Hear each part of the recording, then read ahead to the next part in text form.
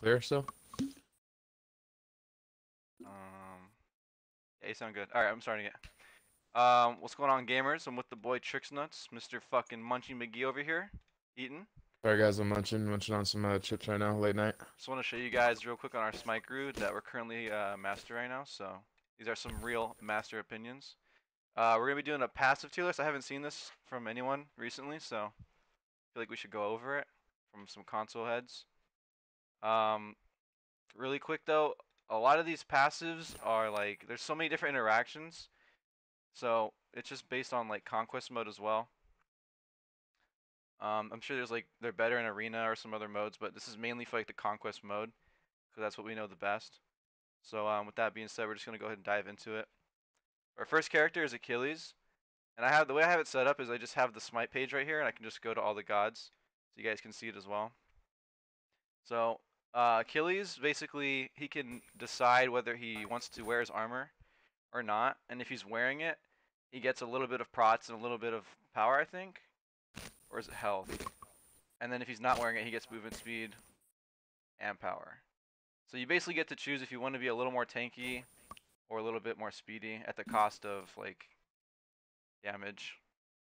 So I'm gonna be real. I don't think this is like super great, but I don't think it's like super bad. I think this is somewhere in the middle. Like it's just balanced because he gets to choose. There's always like two different ways you can play him, which kind of like controls him as a character. So it's not like I think it's the definitely have worst. to agree here because coming from an Achilles player that I've seen in one of our friends, Kyle, he's a hybrid Achilles player. He's played him in the solo lane and the jungle, and this allows you to build a hybrid build on him actually. So Yeah. you can slap on that offensive movement speed and power build. You can build a little tanky, or you can do vice versa. You can go little power and then put on the health and protection. So this allows them to be played in multiple roles. So I think yeah, it's just pretty much balanced. Not to I'd have to mention say. with So movement speed being like one of the better stats in Smite, and especially in the new yeah, maps, it's so huge. He gets 1% plus a quarter of that percent per level. So at like level 20, what is that? That's 20. That's 5 extra. He's getting 6 extra 5, movement, I think. 6, yep.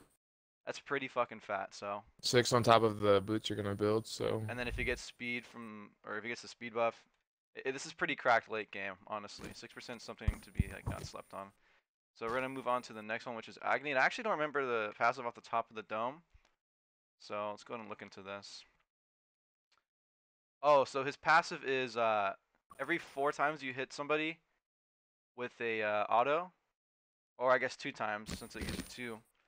The next cast of his ability, it'll do dot damage, and the damage is 5 plus 10% of your magical power. Which I don't know if it's that great, to be honest. I mean, it's kind of like a budget soul gem, or what, I forgot if it's soul gem, but there's an item that does like dot damage. It's kind of like a budget watered down version of that. I guess it's like a like, crusher or oh a yeah, bluestone or crusher, some of, but it's crusher like super bluestone. light of it. I'm just gonna have to say my opinion on this is pretty useless. It's not It's the worst, not going to be but hitting for. It's not going to make or break a team fight. Plus, since you're a mage, you're going to do plenty damage already. I mean, 0.5 for 3 seconds. if That's anything, it's just a what, little extra poke. That's 6 pretty much ticks it. of 10% of your magical power plus 5. I don't think it's going to be the biggest deal breaker, especially when it comes to like conquest. Even if you're constantly stacking it, I think he could benefit off a better passive. So I'm going to put him in the green. Pretty useless. Not the worst one down here. I don't think it's like awful, but I don't think it's Definitely also not the like the worst, but greatest. doesn't really do much. Especially in the conquest mode once again. So we're gonna go to AMC. This is kind of my specialty here, just hunters in general. So I'm gonna have a Yep, different opinion. master carry guy over I'm here. gonna have a different opinion than Munchie McGee over there. So AMC Yep, Slimmy Munch. is bees, which we all know. He does dot damage on the proc of his 3 and 2. As long as they're in the hive, then his 3 will proc it. So it gives a 20% slow, which I think is getting buffed next patch to 25. And then this damage right here has been touched like so many different times, and that sounds weird to say, but they have done so many like tweaks to the damage of this ability just because of how like easy it is to proc and how annoying it is. So the numbers aren't too insane, but remember that physical power is a lot different than magical, and it also is a slow that you can just get every like 10 seconds.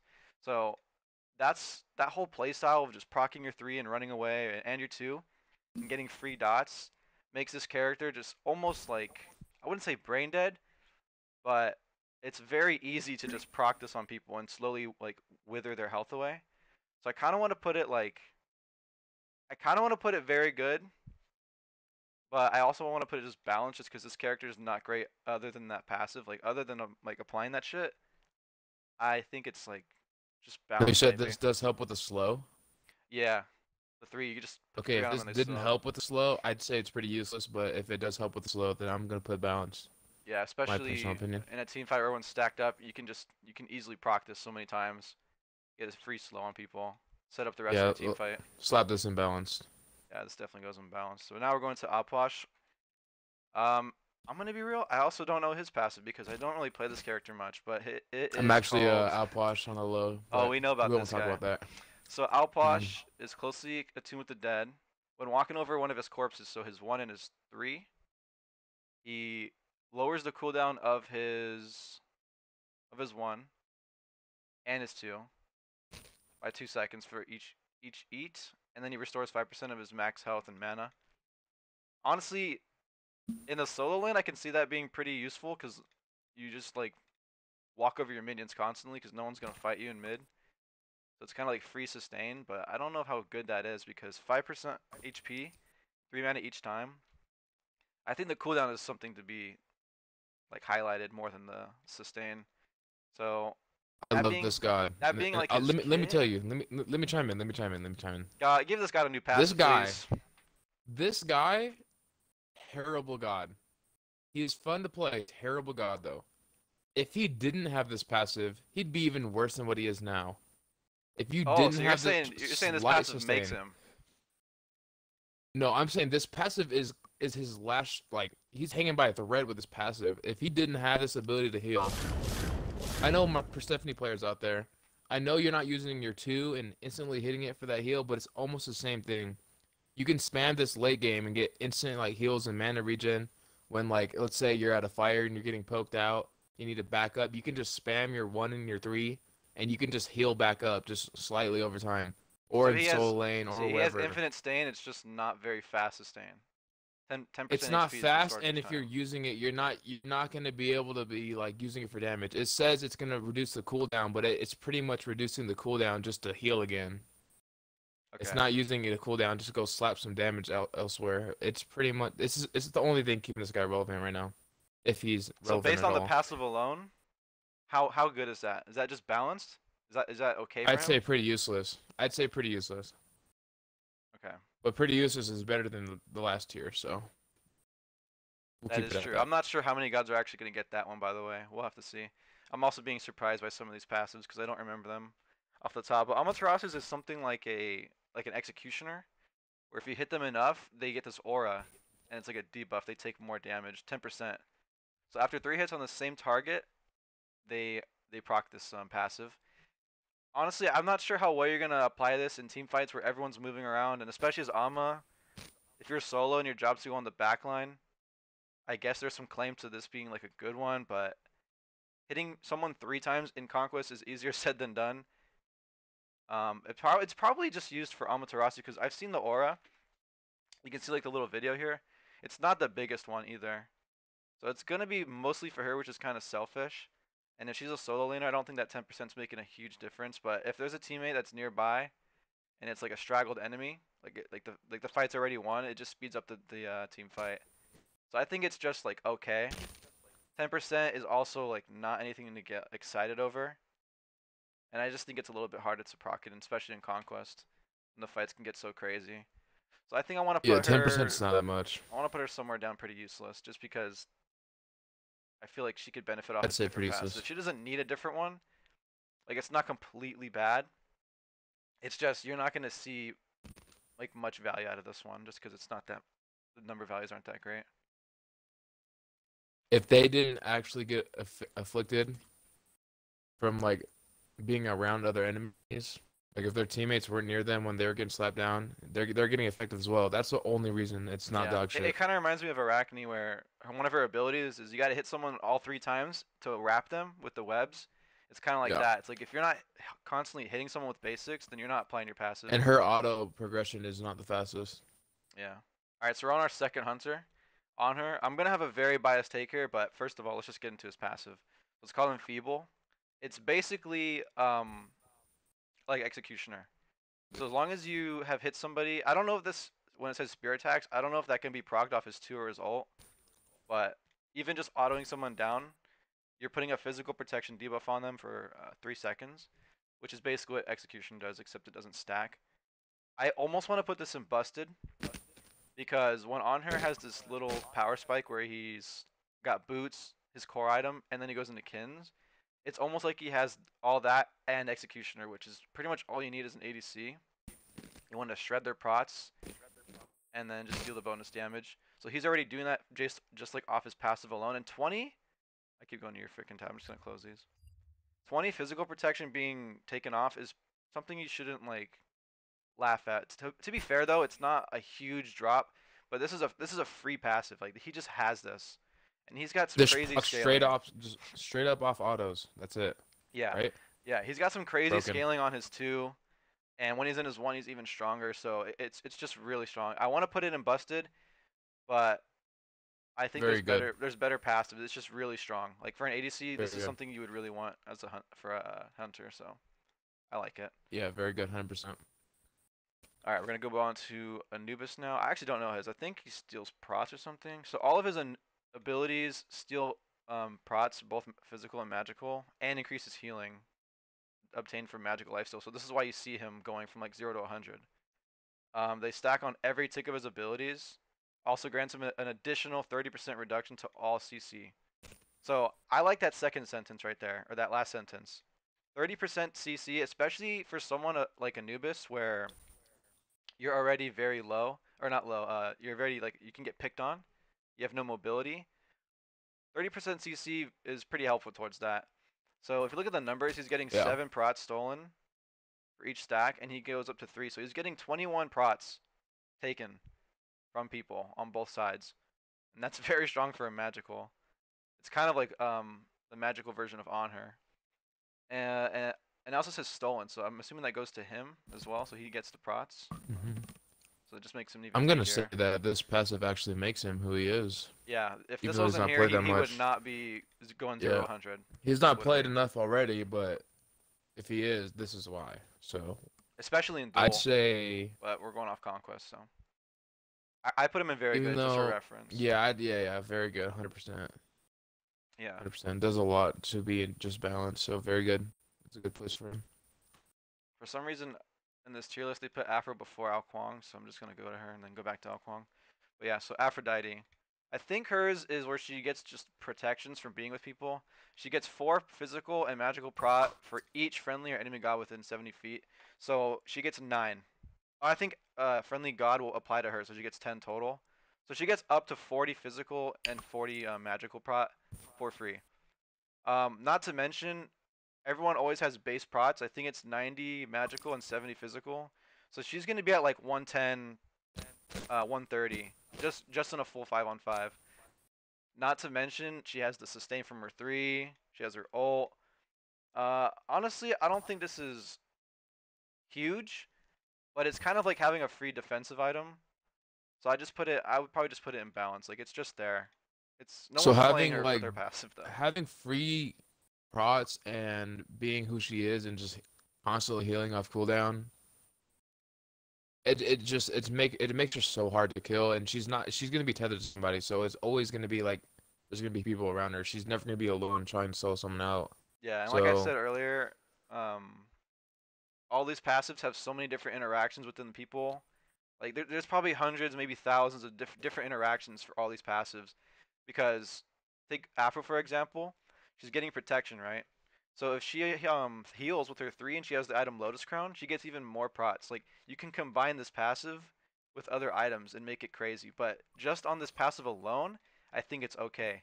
When she balanced. gets the aura from Sentinel's Embrace right now, which is really strong, when she gets like Lotus Crown, And if she's building solo lane and she might have like another pro item, she's gonna be surprisingly tanky.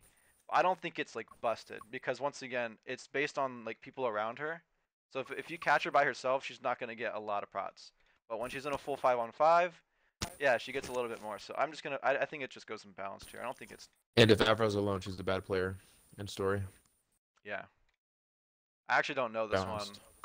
It's Ao Kwong. So every 12 seconds, he gets a stack of his sword.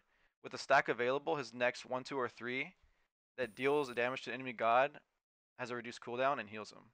Successfully executing with King it with his ult, fully charges his sword, which I think has 3 charges, and he gets 5% of his max HP every time he does this. And the ability that he used gets a 2-second reduction in cooldown. This might be the first give this god a new passive. I'm thinking this is very underwhelming. It's definitely going to be pretty useless to me, but I might want to put it down to give this god a new passive. So I don't know how you feel. I think this is going to be pretty useless. I don't think it's the worst because when you're healing as Kwong, it actually just it's prominent when you're in a team fight and those cooldowns, they come up really quick. You need those cooldowns on Kwong because you're not hitting just flat out auto attacks with nothing else. Just straight swinging Also, that little ass sword. a 2-second reduction isn't the greatest, and 5% of your max HP isn't going to make or break a fight. Like 5% is not a lot. It's nothing to like. It's just not. But it's not the worst, I would say. It's not the worst. I definitely can think of a few that are. I I'm think not gonna. Outposh is worse I than don't think it that. goes to new passive, but this does not Pretty look useless. impactful at all. At all. Yeah. Just Yeah. not. I like it. So we have Apollo, another hunter. I already know this one off the top of my head, but every 10 autos, his next 5 autos will be his attack speed will be 100% faster, so double. And basically hit or miss, by the way. So even if you don't hit your autos, this passive is going to be taken into effect for each of those 5 shots. So you kind of want to make them count. This passive alone enables Apollo to benefit off like Silver Branch Bow, which gives you more power for the attack speed cap. Um, I would just put this in balanced right off the rip because it's only 5 autos, and once again, it's hit or miss, so it's not like those 5 autos are guaranteed. And it's kind of hard to proc, especially because hitting autos is not the easiest thing. I mean, both of us, have had our struggles. It's just very hard, I'm just gonna especially on say that's me, console. not you. So even hitting, you gotta hit the auto first of all, and then you have to make sure you have items stacking it because just attack speed is not gonna make you do any more damage inherently. It's gonna make you do damage faster, but it's not gonna make your auto hit for anything more unless you have that silver branch, which is why I'm saying it's just okay. It can work in scenarios when you're full build, but when you're full build you should already be slapping. So the passive isn't making Apollo, it's just making him a lot better. Especially if he has this passive stacked when he's boxing other hunters, it can help him win those fights, and he can chunk down some structures as well. Not to mention his ult just lets him get out. So he's very versatile in that aspect. So I think he's just balanced. Um, The name of the passive actually makes it a lot better. But yeah, balanced. I yeah, agree. that one's pretty simple. Nothing crazy. The older gods have pretty simple passives. You'll see when we get to newer Yeah. gods, their passives are pretty intense. So we have I think our first assassin here. So we got Arachne, which is not my specialty. I mean, I got a couple assassins here, but I haven't played this character much. So her basic attacks gain 1.5 physical damage for every 5% of a target's missing health. So obviously, the lower they are, the more this is going to scale. I don't really feel like doing the math right now, but she can get up to like, I guess, every 5%. So if they're like 10% HP, she's going to slap. But again, at that This point, is you should like be this is killing. like Rada Tahuti for a passive, almost, and like it's constant. They don't have to be below 25% health or whatever. This is like constant. This allows her in a 1v1 boxing situation to almost outbox any god. Obviously, it takes skill to, stick with and not get outplayed or whatnot, but just flat out, if you're boxing, all autos hitting, she's probably gonna win it with her ability, or all of her 3 abilities and this passive. So I'm gonna say this is a very good passive. I think this makes her like a natural born tank killer. She gets Yeah, percentage damage based off the percentage of their health. And I love how it's showing yeah. Ymir in the picture here for like little description because Ymir has the highest base health of any character in the game. So as a jungler, some of your like tasks, I guess, are to kill like just find ganks, and this enables her to actually like have a chance at killing tanks. So I guess in that aspect, it's pretty good. You think this is very good? Very good. I think it's very good. Okay, I'll put it there. You're the assassin. I can't disagree. I've fallen off. Okay. So we have Ares now. Each completed aura item that he owns gives him another 30 power. In the support lane, there's a bunch of aura items you can get. There's a bunch. Okay, I don't have to go on the list, but I can just name some off the top. You have the new Sentinel's Embrace, which is really strong right now. You have Sav, Gauntlet of Thieves becomes an aura when you stack it. Heartward. So he's gonna be building the same things that other supports are building, except he's getting extra 30 power off of it. And with his new like 3 that does percentage health, that's very strong. His 1 has always just been hitting. It just always has, especially when you get all 3. So I kind of like this a lot because it kind of changes how he can play as a guardian. I think this is I almost want to put this very strong. Magical power is really good and 30 isn't the greatest, but you're probably going to have 2 to 3 aura items a game if you're support at least. Um It's very good. It allows yeah. Ares to be the most aggressive support in the game because he has constant pressure if he's hitting all of his abilities. So this just backs it up. So it's definitely very good. Yeah, and then once again with all the interactions, if he gets like Pythags, it's just boosted. There's so much power that you can get just off that little combo right there, purple boots Pythags. So I think it turns Yep. him almost into a mage. All right, I'm okay with him being very good. I actually think so as well. So we have Artemis now. This she has a new passive. If we did this like 5 years ago, she would have a different one. I think she had just base crit chance a while ago. I think it was just 20% or 10%, something like that. I don't remember anymore. It's been so long. But now she does 15% increased basic attack. Nothing else. No abilities or anything else. Just her autos. 15% extra damage and 30% to minions who are afflicted by CC. And all of her um, abilities aside from her 2 obviously will afflict this because her 3 will slow you. The ult is a stun, and then the 1's a root. So as long as you're hitting them with any of your abilities that's not your stim or your steroid, you're going to be proccing 15% extra basic attack damage, which allows her to be like a hyper carry in that aspect. When she gets like crit and power online, getting an extra 15% auto damage is pretty strong. Um, Honestly, this is a lot better than her older passive. I just think it's balanced right now. 15% isn't the greatest number, but especially late game, she can become a very I guess you could say below tier character until she gets some items online, and she's capable of becoming like Loki. She can melt, especially with the older fail not and just crit in general. Her ult and Yeah, 3. I don't play much Artemis or whatnot, but you know best. I'd agree this is balanced. If you pair it with a bunch of gods who have a ton of CC, then that's just only making her better. So I mean, of course you're not really looking to build a comp around Artemis, but Yeah, yeah, this is balanced. This is there is claim balanced. to put her under give a new passive, but she's already gotten a new passive before, so I think she's stuck with that for life, and it's just a whatever kind of ability. Yeah. Now, the more I think about it, the more I kind of want to put it in pretty useless, but once again, 15% for an ADC is pretty good. So, all right, we're gonna move on to RDO. Enemy gods hit by her druid or bear damaging abilities, so any of her damaging abilities, start to decompose. This effect decreases their physical and magical prots, and this effect stacks up to 8 different stacks. And when she gets some cooldown online, she can start doing some crazy shit and stacking this pretty nicely. Not to mention, each stack lasts 6 seconds. That's plenty of time to do your regular combo and switch dances and get all those abilities in. Protection's debuffed 2% each stack, so it's going to go up to 16%. And taking percentage prots is very strong later in the game. It's not going to make a huge impact early on, but Conquest isn't a game that really ends early most of the time. So I think the later this game gets, the better her passive becomes. I don't think it's busted, but I definitely think it's This going to is be very very good. good. Yeah. From the for the love of RDO and me, it's if you have ever gone against an RDO in lane in the soul lane, you feel this. You really get rocked by this. And I've seen a lot of soul laners like they don't react to it.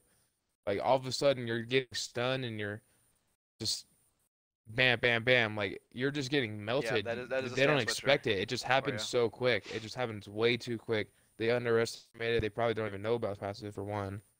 So this definitely has to be very Yeah, good. I didn't even So you know that can melt. passive, so that is very surprising for a Definitely guardian very to have good. that. We have another guardian here, which is going to be Athena.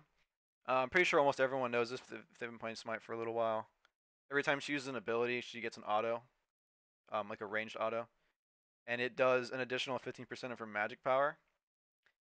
It does not trigger any ability-based passives or effects like Polynomicon or anything like that.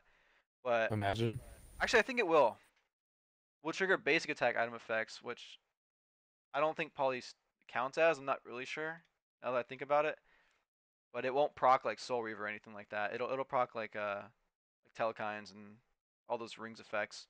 15% of her magical power is kind of lackluster, but then again, she's a guardian. You're probably gonna be playing her in the support role anyways. There's a little bit of hype going around the solo, but I don't think you're playing Athena for her ranged autos. It's just a nice little bonus that you get every time you use an ability. It's definitely a fun passive. It's 100%. definitely fun. You can catch people off guard.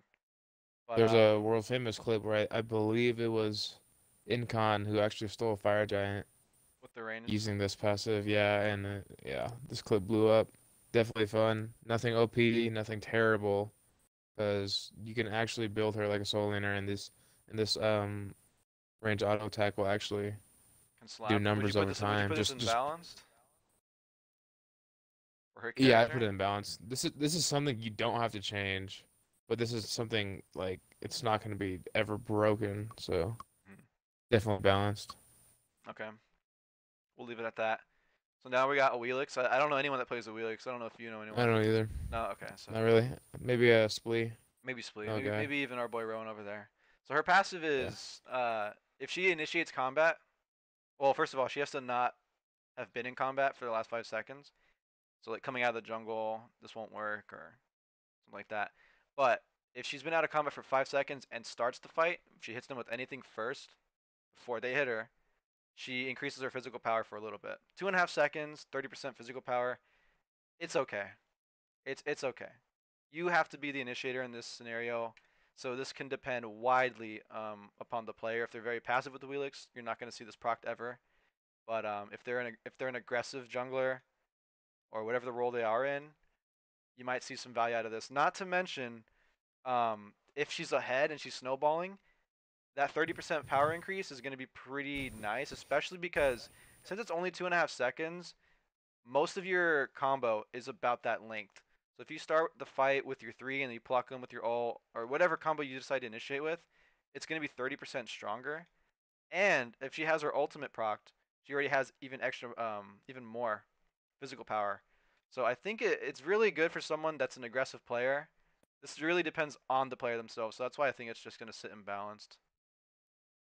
Okay. The very first season I've gotten to Masters, I've played Wheelix the most.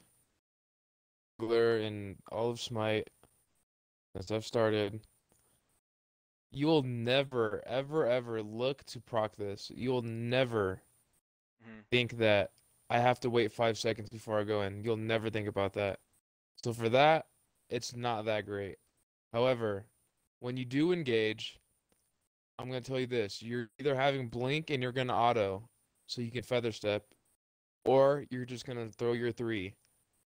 So you're the only way you're proccing this is through an auto or your 3. For one, your 3 does not really hit that hard. An auto, if you're ahead, yeah, okay. Mm-hmm. But that's just like thinking about like a Hydra's or whatever. So it's not like a crazy. It's just like an additional few damage numbers to an auto. If this were to be able to proc off her feather step straight up, this would make her really strong. But since you need to hit something on them to allow the feather step to go through, Yeah, you can't. And you please, if anyone plays a Willix, don't engage with your 1. You're stupid. Don't engage with your 1. agreed. You Agreed. leap in, you're stupid. So Agreed. don't even think about doing that. So you're either hitting with an auto or a 3. Therefore, it's And he not the said strongest. engage, not if they're one shot and the fight's over and you have your one up, but to start the fight, don't Yeah, use yeah. that. If you need to chase someone down and land on them when they're one shot or whatnot and get back in, and allow that one to hit for a feather step, yeah, go ahead and do it. But if you're gonna go gank a lane and jump in with Suku, you're stupid. Don't do that ever, please, Yeah. for the love of God. The only But way therefore, this I put this this is in balanced. This is balanced, the balanced. only way I put it Yeah, here is because of the fact it's got no internal cooldown, so you can just do this every 5 seconds. It's just always gonna be there, so she's always gonna have that 30% power intake as long as she's being aggressive. So I it's just think it's something you're balanced. never gonna look to do. It's just It's gonna just something that happen. happens. You wonder why you hit so hard, and you just read your passive, and there you go. It's balanced, 100%. All right, we're gonna move on to the Bs now. That was all the A characters in the game. We finally covered the A characters, like 14 of them or something. So we're on Baba Yaga. If you want to hit that impression for me real quick. Baba Yaga. Baba Yaga. Her You killed cabin, that. You killed that. her little house that's always following her House around. with chicken legs. House with chicken House with legs. chicken legs that can body block your fucking teammates for some reason. It it gives her stacks or can heal her. I don't. It doesn't say the like essence generation, but it just says over time gains up to 100, and this can either heal you or give you item stacks. For the magicals, there's only 2 items that stack, I believe, and it's Book of Thoth and Warlock Staff.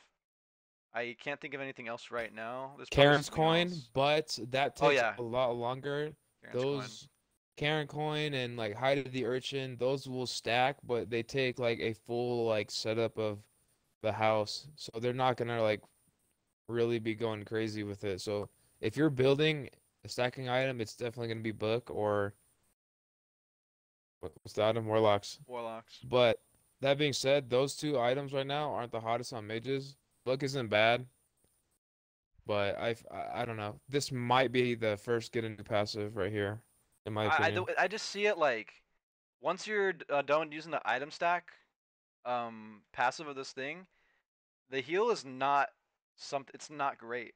It's free heal, but it's just not great. You could just get a lifesteal item and you get more value out of that one than the cabin. Not to mention you have to go fucking track it down for your heals. It's gonna take you away from fights. It's definitely cool and unique passive. Like I like the idea. It's not strong though. This is holding Baba Yaga back from being played at a normal rate in Conquest. So this definitely has to be at the bottom for me. I think she does need a new passive. It would definitely spice her character up. So I'm gonna put her Yeah, there as definitely well. the first needing a passive. We needed to put someone there anyways, and I'm glad it's the Yeah. first B character. So the second one is this fucking hunk of a man who's been remodeled. Bacchus. This is old model right here. He looks like this now. He's got a babe back there and all that good shit. He's definitely a swag master. A lot of people like to play this guy because he can one shot. He's pretty Yep. memey. So his passive is the Drunkometer. So he has to use his one right here, which you get for free at level 1. So it's not like you have to spec into this ability like to get it. You just get it for free. Albeit you get like the first chug of it or the first level of it. It's not going to be that great, but you still get access to it. So every time he does take a drink, he he gains power and a mitigation, and he also I think he gets power like just 30 of it. Yeah. So 30 magical power when he drinks it. I think it doesn't say. When he smashed, when he has I believe it's 66% plus on his meter, he gains 30 power and 10 damage mitigation. Yeah. This isn't the strongest, I don't think. 30 magical power, just think about it. We want to go relate back to our very good in an Ares. That's just one Ares aura, which you're going to be building. And 10% damage mitigation seems like a lot, not really a lot. Especially when you're diving in to set up. I'd say this is very useless. Not the worst, I agree. but could be I feel better. like if they change the numbers a bit, it would be a little bit better. But yeah, 10% damage mitigation, and you got to keep this. You got to keep it at the highest one to get this. So you're not always Which getting does it. cost a lot of mana, especially in the early to mid game. It's taxing on your mana, so yeah, I don't think it's that I great. don't think this passive is what makes Bacchus. What makes Bacchus is the fact that his burp fucking stuns you. And that he Shit can like knock that. up literally on what's the cooldown on that? Like 15 seconds, Yeah, not including something like that. cooldown. No So cooldown. Plus he has anti-heal and what was I yeah, gonna say? His ult is an intoxicate, which is pretty annoying at times. But the passive itself, yeah. I don't I If don't the know. passive was better, you could probably see this guy played more, I a actually lot haven't more, seen him because you all rarely see him. season. I haven't seen him one Yeah, game. I only think I've seen So. him once when I played a Wheelix, so. We've played like almost 300 games this season, and I can tell you right now, just off the characters that are still picked, I haven't seen half of them. So we're gonna move on to Bakasura. I actually don't know his. So his attack and movement speed is temporarily increased for each enemy that he kills, and this can be enemy like minion or jungle buffs. So it does not mean he has to kill gods for that, because then it would be just I need to do passive. But the fact that he gets to proc this off of killing anything is not too bad. So he gets 3 stacks of this, up to 15% movement speed and 21% attack speed for 10 seconds, which is really good. And it works well with his minion because the minion is a free kill. You get a heal, and then you're getting this movement speed and attack speed. Not to mention you're getting prots from that. So you're going to be moving fast, hitting fast. You're going to have protections. And when paired up with like a meme item like Shield of Regrowth, you'll move even faster. But aside from that, no items. This is pretty decent. I would say this is just balanced. It doesn't like make the character stupid. Yeah, after you're killing a whole camp, you're moving 15% faster to the next camp, and that's definitely going to be like moving around a lot quicker than the opposing jungler. And that's why this guy allows to, not only with his 2, to eat the buff, but he just can go steal buffs in the enemy jungle. Definitely snowball lead, so I think yeah, it's not the most broken thing, it's balanced. it's just to his demise because his kit isn't that great already. He has his leap, Yeah. and then he has his Very elite minion, reliable, which can rely only on be his used ult. on a minion. Yeah. His 3, which does like true damage, which is nice, and then his ult, which is up every whatever second. So yeah, he's gonna be moving faster, but he's not gonna be much of a threat because he just has autos and a leap. Albeit his autos are pretty hard when his 3 is activated, but still, it's not the scariest thing. It's just if you're a jungler, just know that he's gonna be moving a lot faster than you. So I think it's just balance. I don't think it's something like Balanced. I don't I think it's agree. ridiculous. All right, so we're gonna move on to Baron. I think he has like double passive. He has Baron's Brew, which is that item that we can get, which is basically a chalice, but the numbers are a little bit less than a chalice. It's just that you get infinite uses of it. And so the second part of his passive is for him. So enemies hit by him will have Hysteria applied to them, and this Hysteria will do different things with his abilities. So his abilities that interact with it, which is I think all of them, provide these bonus effects. So targets at max Hysteria take a 20% additional damage, which is pretty incredible for mages. I don't know if it says anything on here, but this passive allows other abilities to do different things. And using your ultimate, I think right here, yeah. So if you hit them with your ultimate, they get max Hysteria. So the rest of your kit or your combo, it's gonna be hitting 20% harder. I honestly want to put this one in the. I think this might be the first busted one. Just because of Really? the fact that it does 2 different things. So Baron's supplying his teammates with some pretty good sustain early game. And then he's also just he's just being annoying. Like when he's stacking this on you, he hits surprisingly hard.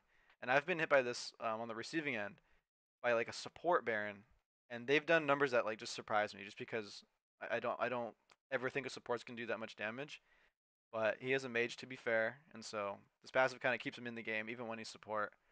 So he's kind of just a busted character altogether. But this passive alone, giving them like Baron's Brew and once If again no big Baron's damage. Brew, very, very good. But the Baron's Brew didn't seem like much, but that early sustain for a 150 And it's always purchase of a there. chalice. It's half of a Yeah. chalice, always there. Okay, yeah, busted. I can agree with that. So I think he might be the Very first one strong. that's pretty like just ridiculous. Like it's just annoying to have them have Baron's Brew. So now we have Bastet. I actually don't know her. So when she hits an enemy, she marks them for a brief time, and those marked targets leave behind a scent trail she can follow, which gives her movement speed while in the scent trail. I've never seen this. I've only played I'd this never character. even noticed this. Yeah. It's kind of like Thanatos, where if you're chasing an enemy that's low on your 2, you're getting this bonus movement speed, and that's kind of what this is like. So you're getting 3 seconds of 20% movement speed if you're chasing someone. This is kind of like okay. This is bad. She has a leap, so she can like close the gap You're and then not leap on looking to them. chase as Bastet ever though. You want to Yeah, get she is in and definitely a get out with your leap. retreat kind of character. You're not sitting there trying to like chase them like Arachne when you slap your 3 and the webs are leaving a trail behind. That's what I'm thinking of when I'm reading this. It's you're not playing like an Arachne style with Bastet. you're hitting over the wall and getting back over that You're wall. kind of like Loki in a sense, where you want to put something down and just walk away and let the team like work with it, and then find more like openings. So this movement speed might be useful in scenarios where like you want to track someone down who's already won, the fight's already won, or something like that. But I don't think this is gonna be I that think she great. needs a new passive. I'm putting that way down When there in my Basta hits personal an opinion. enemy, she marks them. They leave a trail. So this is something that you only get when you're chasing them, I think.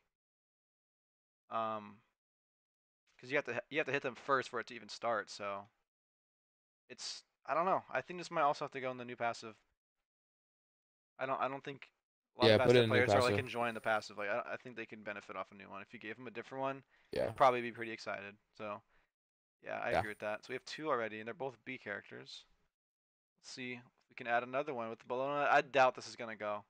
Upon giving or receiving hits from basics, so she can stack this twice at a time when boxing. She gets prots and movement speed for 7 seconds, and she gets 5 stacks of this. So she's getting 25 magical physical and 15 movement speed. This is one of the Very good. characters I'm very afraid of as a hunter because she can stick to you when her one is active and she has some decent attack speed to start stacking it as well as you're hitting her. She's not mitigating, she's reflecting damage and she's blocking it. So she's not hurt already on top of the prots, on top of the movement speed, which is just keeping her on you, keeping this going. And combined with items such as like Shoguns and Frostbound, she's just going to be a pest altogether. She's definitely a really good like boxer for this alone. I almost want to put this in busted, but this might just be a very good as well. I don't know how you feel. The numbers aren't the most prominent, very strong, but 25-15, it's very good. Wouldn't say it's busted. Very good. It's very good when she has items combined to allow her to utilize it more. But just Yeah. like level up to like level 5, where they don't really have much yet, it's okay. So I think very good is pretty good. But later on in the game when she starts hunting down the ADCs, it feels like it's just a busted passive because you're wondering like why you're not doing damage, but it's her one and her passive Yeah. combined. So that's it for hmm the B characters. We're on Kabrakan now. This one is just gonna be pretty useless to me. Kabrakan and nearby allies take 5% reduced damage. 5%. 5%. Not the greatest. Just pretty useless.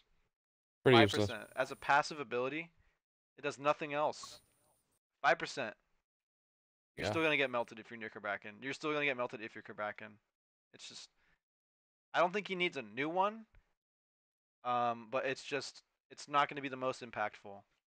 There are scenarios where you'll see that it barely saves someone, but that's because it's barely. So it's not gonna be like a occurring thing. It's just not. So I think Pretty it's just a useless. useless passive. So now we have Camazotz. This one is pretty layered. So he gets bonus physical, lifesteal, and healing. Like I think it's just given to him, right? Yeah. Or does he have to proc this? Oh no, it just says he has it. So anytime a god dies, leave behind that pool where he just sits in it and he gets his mana and health back. And yeah, so anytime you can get healing or any sustain out of a free ability, it's always like a welcome thing. I've seen Camazotz go from 0 to 100 just based off of like their pools and their passive alone. So I kind of want to put this in a very good one because it allows him to go into the solo lane. It allows him to be a tanky character and be very aggressive. Not to mention he has an iframe on his 3. He can dodge a lot of free damage just off that. And even if he gets hit by whatever it is, he can still have this up. He can still utilize his passive. And he'll probably have Soul Eater at some point or some lifesteal item anyways, like Bloodforge. So I think this character is very, very strong in terms of sustain. And this passive only like bolsters that. Without like going into too much detail, you're going to see that he has, what is it? He'll drink 2% max HP and 6% lifesteal and increased healing when he has it. That's pretty strong for physical. I think it's pretty You good. slap a cat shield on this guy, Catch the Soul it's Eater and you're insane. set. You can pretty much box any of the back line as a soul lane or Camazotz and Yeah, stay healthy through most of it it's very because you're good. just constantly healing. And I'm pretty sure they're not going to build anti-heal for versus this, so very good. All right, so we're moving on to Cerberus now, and I'm gonna just straight up put this guy in busted. There's almost no debate. Busted. 100% So busted. he is stealing half of your heals. So whatever you're healing for, first of all, he's gonna reduce healing just by being within a radius. So you're going to be healing your teammates because you're scared and you're a little bitch, you like to heal. You're going to be healing them for 20% less of what you originally would have. And from that 20% less heal, half of it just goes to Cerberus for free. I have seen in the pick and ban phases of ranked, I have seen Cerberus picked into healer comps just based off of this alone. Just this right here. It is a free pestilence, and it's free heals, free sustain. Not to mention he already has sustain from his kit and being a guardian and whatnot. He's gonna be tanky. He's gonna have HP 5. It allows him to just be very sustained. And once again, having that free 20% anti-heal is huge. He's gonna have maybe a pestilence too, so he'll have 45% just by existing, just by walking around. And again, This he is can what take makes half Cerberus your heals. Cerberus. 100%. This is busted, no doubt about it. Let's fucking go. Move on. All right, so we have Cernanos. Um, I believe this one is like when you're in melee range, your AOE, your autos do AOE. So his basic attacks deal additional damage while in melee range, and then it's not benefiting off any items or abilities, and it cannot crit. So you're just going to be doing some small AOE damage, which is 25% of your autos. Okay, I don't know what that is. So it's a very niche passive to say the least. And as a hunter, you kind of want to sit back and deal damage from behind and try to not be so aggressive. However, Cernanos can get away with it because of this alone. He can step up on the wave and clear it fast. And yeah, I just don't think it's like the greatest. I think this is kind of useless. Even though I'm giving it such praise, I think it's just useless. You're not going to be thinking about doing this all the time, especially as an ADC. You want to be in the back laying down autos. And once again, 25% from your basic attack damage isn't something to step up for, especially when it's going to be AoE. So I think it's just going to sit here. Pretty useless. Not the greatest, but it complements I his would glaive say great. this could be changed. I'm not a carry player, but just knowing this alone, this like think about this passive compared to an on her passive. Think about just the whole kit of on her can outclass Cernanos 100%. Yeah. And if Cernanos had a better passive, then he can compete with like some of those top pick carries. And this doesn't help him at all. This, if anything, this helps him clear a purple buff better than the opposing With that being said, carry. he can still pressure the wave because of this alone, but once he gets that pressure, he's still not that great of a god. So this passive just kind of negates all of that. He's just not it's just not great. You're the carry player. I'll let you choose, but this could definitely be get a new passive. I can see him getting a new passive. I don't know. I think it's just useless. Like I don't mind it because when I do play him, I do try to utilize it. I just don't think it's like super impactful. That's why I think it's just useless. Okay, yeah, use this. So we're going on the chalk now. After 5 autos on the wave or whatever, just hitting 5 autos. The next ability he uses costs no mana and is reduced by 2 seconds. This almost goes and busted for me, but I'm gonna put it very good for now because a lot of the times you're gonna use this on your 3, which is free heals. So you're getting free heals at no cost of your mana. So even if you're in solo lane and you're a little bitch and your blue gets invaded, you have no blue buff, you have no fucking sustain mana wise. Don't worry about that because 5 autos, free heal. 5 autos, free ultimate if you want. 5 autos, free 2. 5 autos, free ability. Okay, but you're still gonna be using this mostly on your heal. Any good Latam player should know that. So I think it's just gonna be in very Yeah, good. shout out my Latums. My Latams, Definitely very good. Very good. very good free Was debating. sustain. Very nice. Very good, very nice. Changa! Her passive is 2 different things in one. So she can buy something while not being at the store. It takes a while. Her rabbit has to go fetch it. It says it right here. We'll fetch them. And also, when she's doing her 1, 2, or 3, I don't think her 4 counts, or ultimate, she moves a little bit faster and no backpedal penalty. Very, very good in her 2 because in her 2 she wants to be evading something, and she's also damage immune and gets a little mana back. Then in her 1, 3, she also gets that little movement speed, which is very niche on those 2, but I think it works best with her second ability. I kind of just want to put this in balanced. Not sure how you feel, but This is very useless. very useless. Yeah, you know what? I'm just Jade so Rabbit conditioned to very backing. Jade Rabbit past 20 minutes where most of the games were sparking. Definitely nothing there because you're going to be full build and you're not even going to be thinking about sending your rabbit back for something when you're in the jungle looking for a firefight or whatnot. The 25% movement speed on the abilities I mean, yeah, it's good, but it's not like you really think about it or feel it.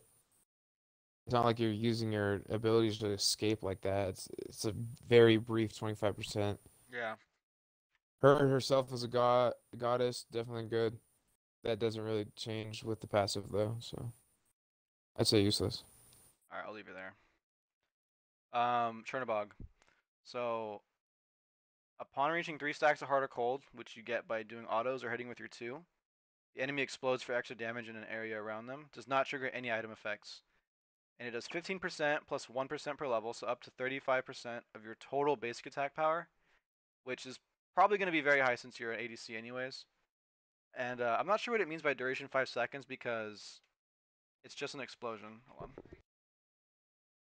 on. So it's not something like that's insane, but I guess late game 35% is pretty strong, and you can practice off your 2. So I kind of just want to put this in pretty useless.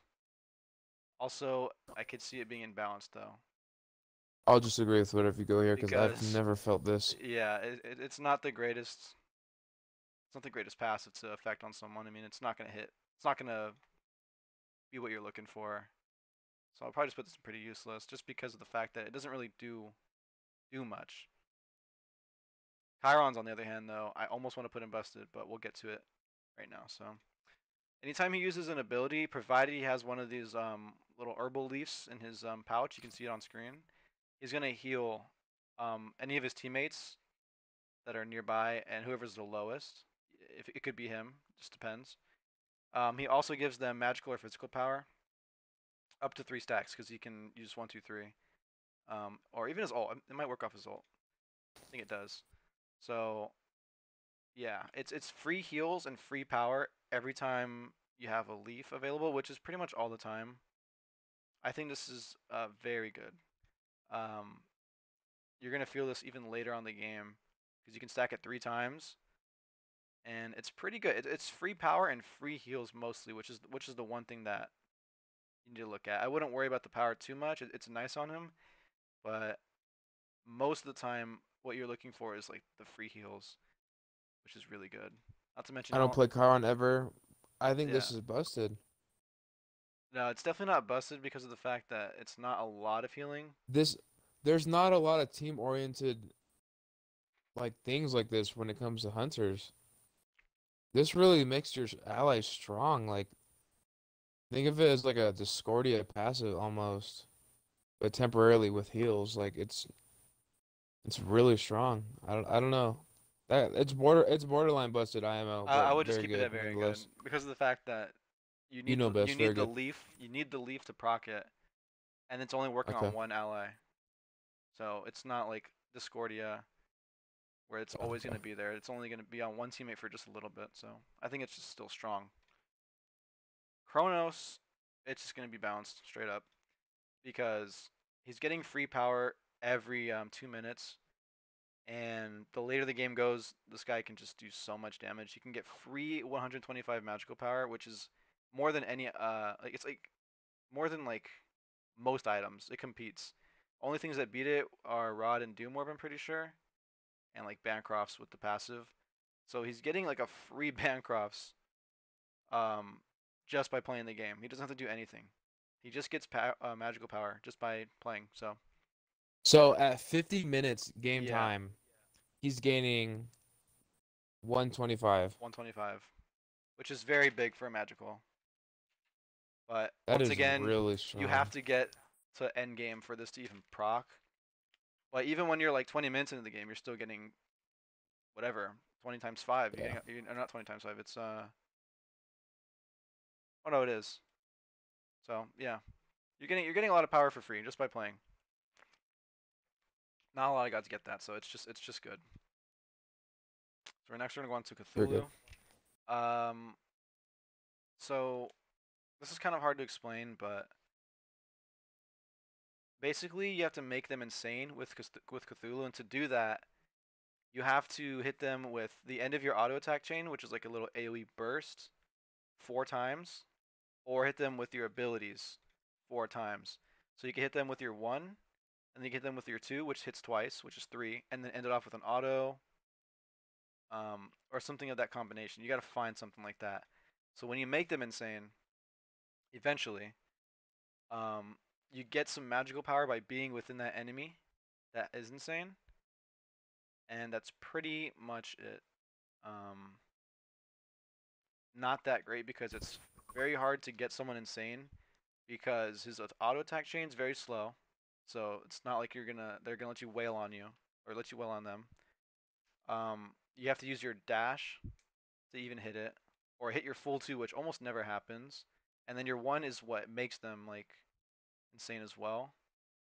Going for his passive, and then once you finally get it, 25, 25 magical power. For 20 seconds, just it's not very impactful because you're not going to be getting this very often until your ult. So once you ult, you That's 25 per enemy. yeah, but If you somehow get a whole team going crazy, somehow, some way. once again, it's already hard enough to get one person insane. So if you get Yeah. somehow very lucky in the 1% chance that you do get them, like I said, this is for Conquest. So you could be playing Arena and get this probably better, but in a Conquest game in a full team fight, might not be getting this just because of how Conquest works. I wouldn't say this guy needs a new passive, but I think this is just pretty useless. Pretty useless. Just very slow and not that great. Who coolin'? I actually don't know his passive. Is it what I'm thinking? Okay, Yeah. so first of all, he has no mana. I don't know why it's showing mana down here in the little passive thing video. But he has no mana, and in addition to that, any of the MP5 he gets from ability or items, and mana and MP5 and mana heals. I don't know what that is, but I think that's like the sustain from the blue buff or something. Whatever it is, Yeah, yep. it's applied to his health pool, and that's like the first part of his passive. And then the second part is when his little mana bar, which caps at 100, when it's over 85 for 5 seconds, I think. Yeah, 85, and then something like For that. 3 seconds. 3 seconds. He turns into like a beast, and he does damage over time just by being in his radius, like a mystical male. He gets bonus health, and I think he gets a bonus health shield too. Yeah, he gets power and a health shield. So, with that being said, I want to put him in just very good, just very This is strong. this is this is where it's This is the difficult character. to rank this. If this is the whole reason why Kakolin is the biggest lane bully in season 8, you get to wave and pretty much after a couple of hits of the wave auto attacks, he's berserk. So you're gonna get that first wave, and you're definitely out clearing whatever enemy god you're going against with berserk active, which allows you to get first totem. And overall, it's just super strong. Like you're definitely not ever going to want to box a Kakolin in berserk. However, they did just nerf this. Hmm. Just recently, maybe like 4 days ago, they actually reduced his overall power. This might not like seem like it makes much sense, but from 3 to 2. So he basically got 33% weaker in it, and he does a lot of less damage for all of his abilities in it. So that being said, this does make the god, but since the nerf, I'm gonna put very good. If he didn't get nerfed, it would have been busted. And plus, aside from the berserk, he still has infinite mana essentially. So there's Yeah. always that to look at, which is his passive. So just And that's what inherently makes strong. him. If he didn't have this, he's nothing. Yeah, agreed. All right, so passive, Cupid passive. Every auto you hit with someone, it fills up this little stack of hearts on the screen, and it goes up to 8. And it's gonna affect either your one or your ultimate. And if you hit them with your one with the full stack of 8 hearts, it does something different. So at full, we'll go to the heart bomb here. Keep it as max heart stacks. They're AoE hit for a stun. So anything nearby, once that thing blows up, it's going to stun them. And the Fields of Love, the mesmerized duration is doubled. So it's pretty strong in that aspect. And as an ADC, all you're doing is autoing things. You're gonna have this up most of the time. Most of Cupid's kit revolves playing around this, and the stun is just pretty like brain dead. It's free as long as you hit that, and then the mes duration is also very free because you're always gonna have it stacked. I think it's very balanced. It's pretty good for an ADC because it revolves around his autos, and most of Cupid's kit, like I said, is just hitting that one, hitting the ult, just letting the autos do the trick. So I think it's just gonna be balanced. Yeah, that's balanced. I don't know what Dodgy's is, so let's go ahead and go and figure this out. Dodgy is almost similar to an Agni, but I'd say better. So she claws her enemies to bleed by her basics. Is that real? All of her autos are bleed? Anything is bleed. Okay. Bleeding causes the enemy to take additional damage every 1 second for 2 seconds. Does not benefit from item effects.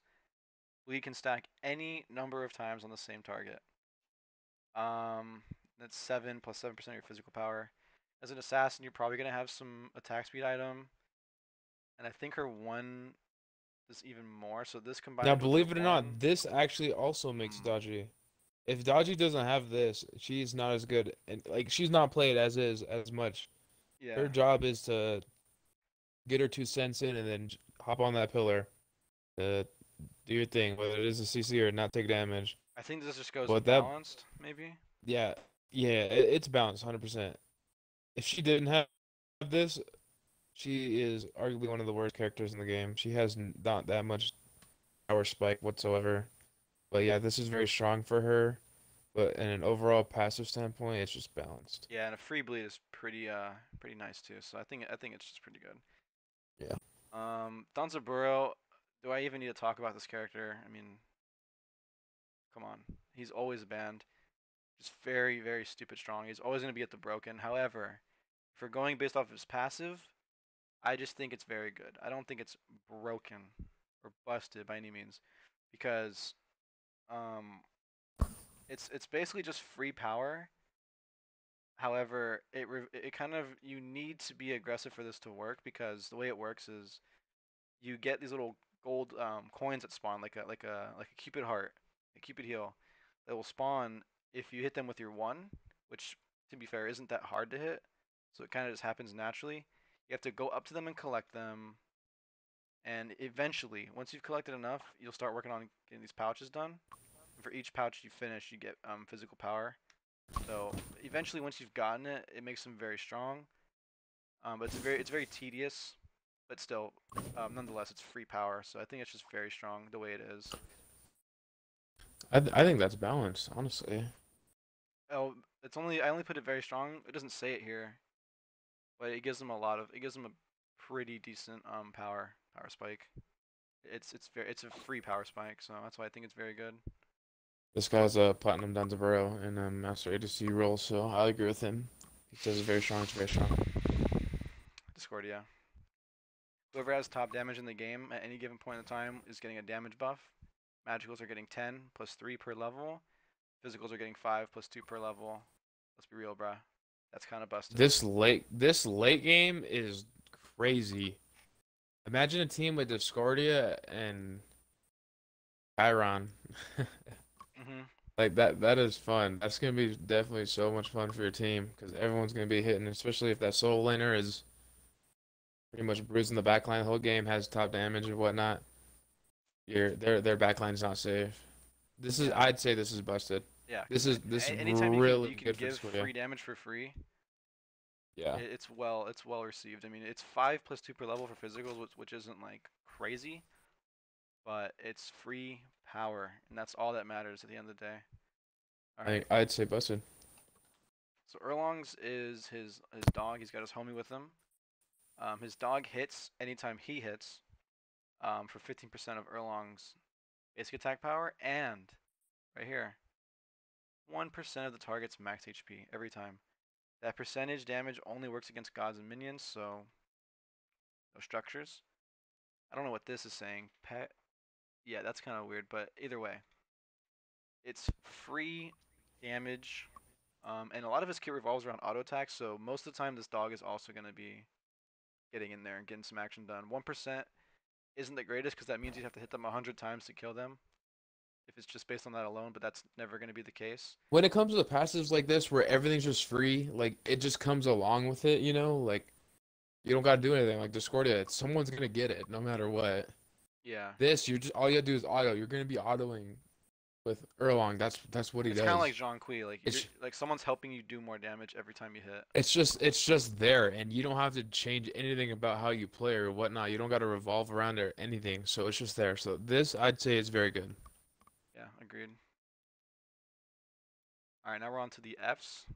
Not very many of them, I don't think. It's gonna be a pretty quick one. Fafnir.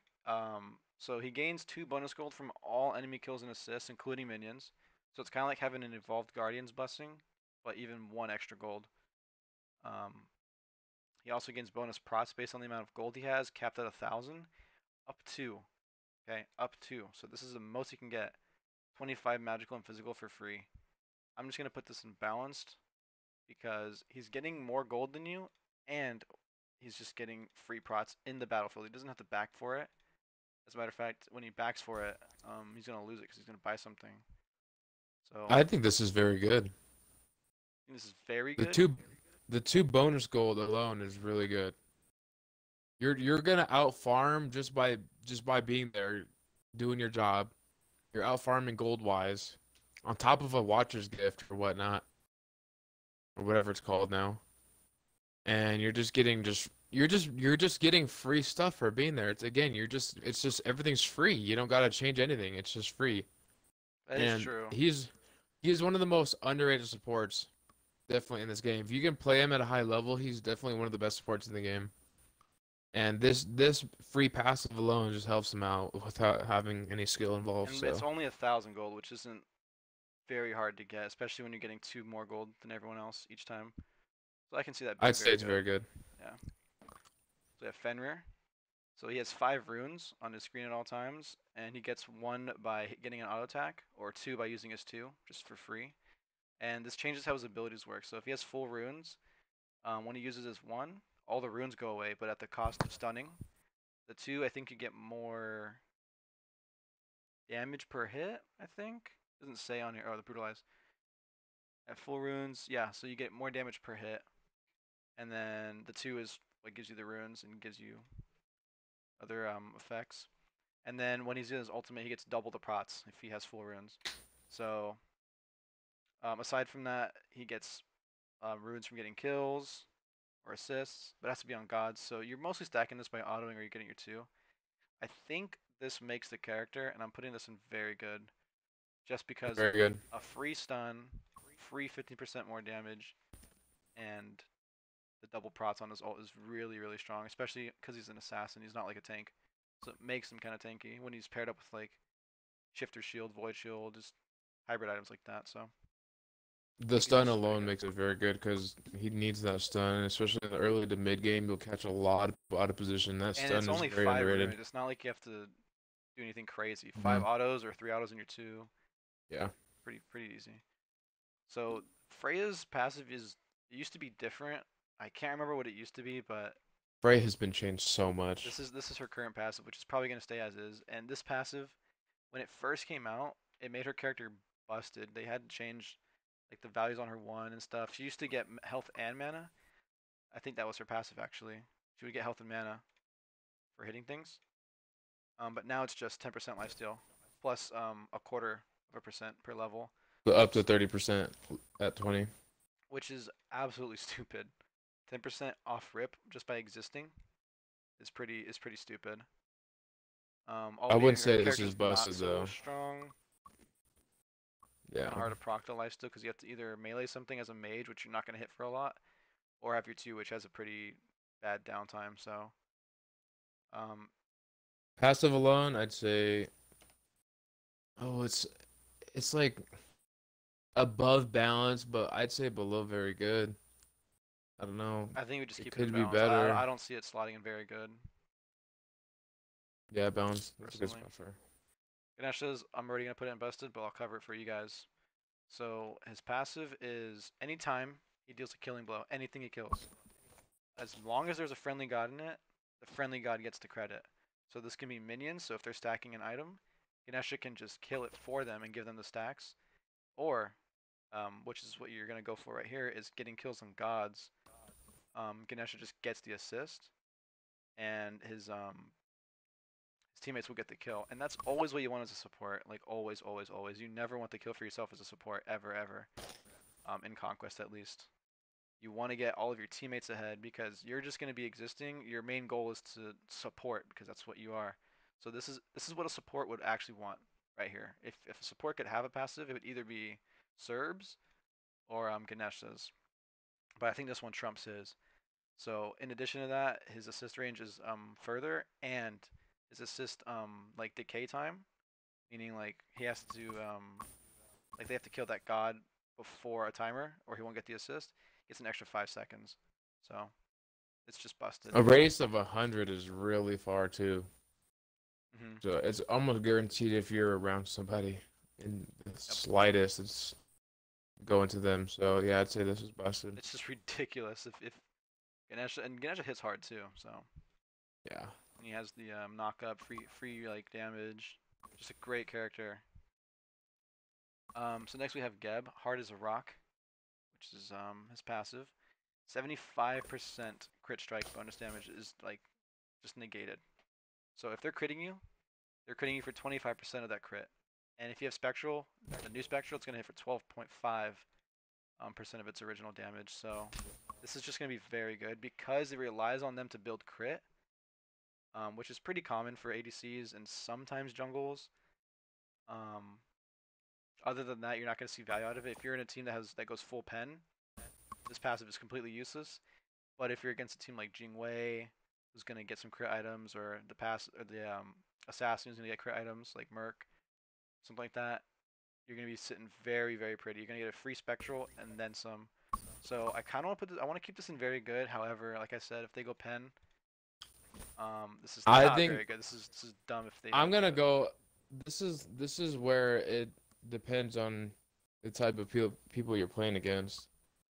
If you're playing people who are stupid enough to actually build crit against stuff like this, then yeah, it's very good. However, if you're playing at a higher skill in those, I'd even say platinum, diamond, master, grandmaster, whatever, no one's gonna build crit into this. Don't do it. Don't be stupid. I think this is useless, to be honest. There's definitely way better passives, so. Yeah, I it's personally a think it's double-edged useless. sword. Like it could be good for you or bad for you. It could either do something for you.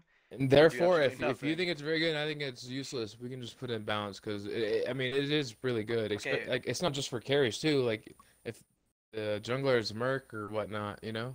Yeah. There's gonna be some crit there, but who knows? If you're in a crit meta, this guy is near busted / very good. If you're just in a pen meta or crit's not good, he's just gonna be just whatever. So I think we'll keep him at like balanced. It's just there if That's you need fair. it. Okay. Let's go to Guan Yu. I don't know anyone that plays Guan Yu. Do you? No, I have no idea. Not really. Okay, well.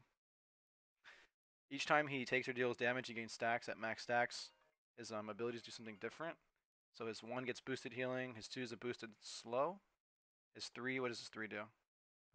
Boosted prot steal. And then what does his ultimate do? Slow is more, stun is longer. Bigger slow and a longer stun? Yeah. Busted. You think this is busted? Busted. You think this is busted? It's busted. Alright, it's busted. Let's be real though. If you tie in everything. So I don't know if many people know this. If you use your 2 through an enemy, you can, if you want to hover over that, your cooldown's reduced by 2. From the dash. Yes. If you All of your dash through an cooldowns. enemy, every cooldown reduced by 2. If you heal an allied god with your 1, reduced by 2. Okay, that is Now pretty think stupid. about this with the passive. If you're just constantly just dashing through them, slapping them with your 3, reducing their pots, using your heal, it's just, and you have a breastplate and a Genji's guard, which you always should have on a Guan Yu. You're just constantly just like, it's just going and going and going. You're not stopping, true. using abilities and beating down. So this is always going to be charged at full stacks, and whatever you're doing, the slow, protection, steal, healing, everything is going to be increased. So this just gives him a whole kit buff. and it's gonna come naturally because you're gonna be always boxing because your cooldowns are always up. So this is definitely It busted. says One of the best, it says you need I'd say. 20 hits to full charge it, but I think your 3 benefits towards that. Your 20, 3 is so many hits. it's almost the same thing as Kakolan. You can get hit too. Okay, so yeah, that's It's definitely busted. busted. Agreed. Hachiman. Um, so this character does not ever need mana potions. If you ever get mana potions on this character, rethink whatever you're doing. Okay, I mean that in the nicest way. So he grows stronger as he lands his blows. Hitting enemies with basic attacks energizes him, gives him a stack of MP5 up to 5 times, and those stacks last 8 seconds. This can work on minions, gods, anything that you can auto attack. And he gets 2 plus zero point 0.3 per level. So just look at it, just the 2. He gets 10 MP5 for 8 seconds just by being an ADC. Incredible sustain early game, and even it carries out through the late game. But that being said, it's just mana. It's not giving you any damage. It's not giving you any CC. It's not giving you sustain in the health department, which is way more important. So I think it's just balanced. Um, all It's characters. balanced. You tie this in with the death toll, right? This is gonna be a lot of sustain in the lane. Oh yeah, this is infinite sustain for sure. It's infinite. So It's balanced. It makes Hachi in his own way unique and it allows him to pretty just good buy early. more health pots than the other Yeah, person and balanced. out sustain them. But with the new Death Soul, I mean, almost everyone has infinite sustain. So we have Hades now. So anytime Hades hits you with his second ability or autos you, you're debuffed with this blight, and you're gonna be hitting for less damage. And it also allows him to like heal incredibly off of his, I think, 3. His Devour Souls. So if you're blighted, right here it says um, dealing damage to enemies and healing your allies. I don't think you need them blighted for that. I'm not 100% sure. No, okay. So when they're blighted and use their 3 on them, there it's gonna be like an area of a splash damage around whoever's blighted that will deal damage if there's more enemies near them. So if 2 enemy gods are grouped up, they're gonna take twice the amount of damage Hmm. because they're gonna do an AOE. And if your teammates are in that, so if 2 enemy gods and your teammate is all huddled up for some odd reason, your teammate's gonna be healed and they're gonna be taking twice the damage. Overall, it's a very good passive. It allows Hades to be uniquely strong.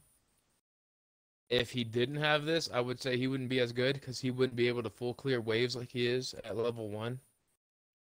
I kind of want to put But this in very good because of the sustain. It allows him to fully heal off wave, yeah, and it even says they get less prots in their ult or when he's ulting, when they're in his ultimate, if they're blighted. So you yeah, can and if you also think apply about this Hades' though, 2 abilities, different ways, they're 3 not different ways. like think about Hades' abilities. For a mage, they're just small circles around you that like no range whatsoever. You need this stuff. This is what makes him.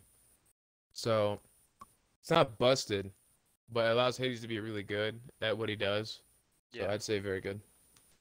I Don't agree. know any Hades players, by the way. So No, me neither. Hebwo, Hebwa, Hebro, Hubwa, Hebo, many ways to say it. I'm Habwaha. just gonna call him Hubwa. Each time he uses an ability, gets a steady flow buff, which increases magical power. This last thing this fucking guy needs is magical power. The timer refreshes when another ability is used, and you can get up to 3 stacks of it. So you can get up to 15% magical power. And we don't even need to talk about this guy. This guy is, they call this person the god of 3 ultimates because he truly does just have some ridiculous scaling and cooldown all around the board. So giving this guy even more power allows him to just one-shot anything he wants. I don't think it's completely busted because at most you're getting 15% extra power, which is still pretty strong on mages, but I don't think it's not making I or think breaking this this is character. balanced. Yeah, it's just strong. Like If you have a fat lead, this is incredibly strong. But if this you're gives him more down, of what it's he not really needs. doing anything.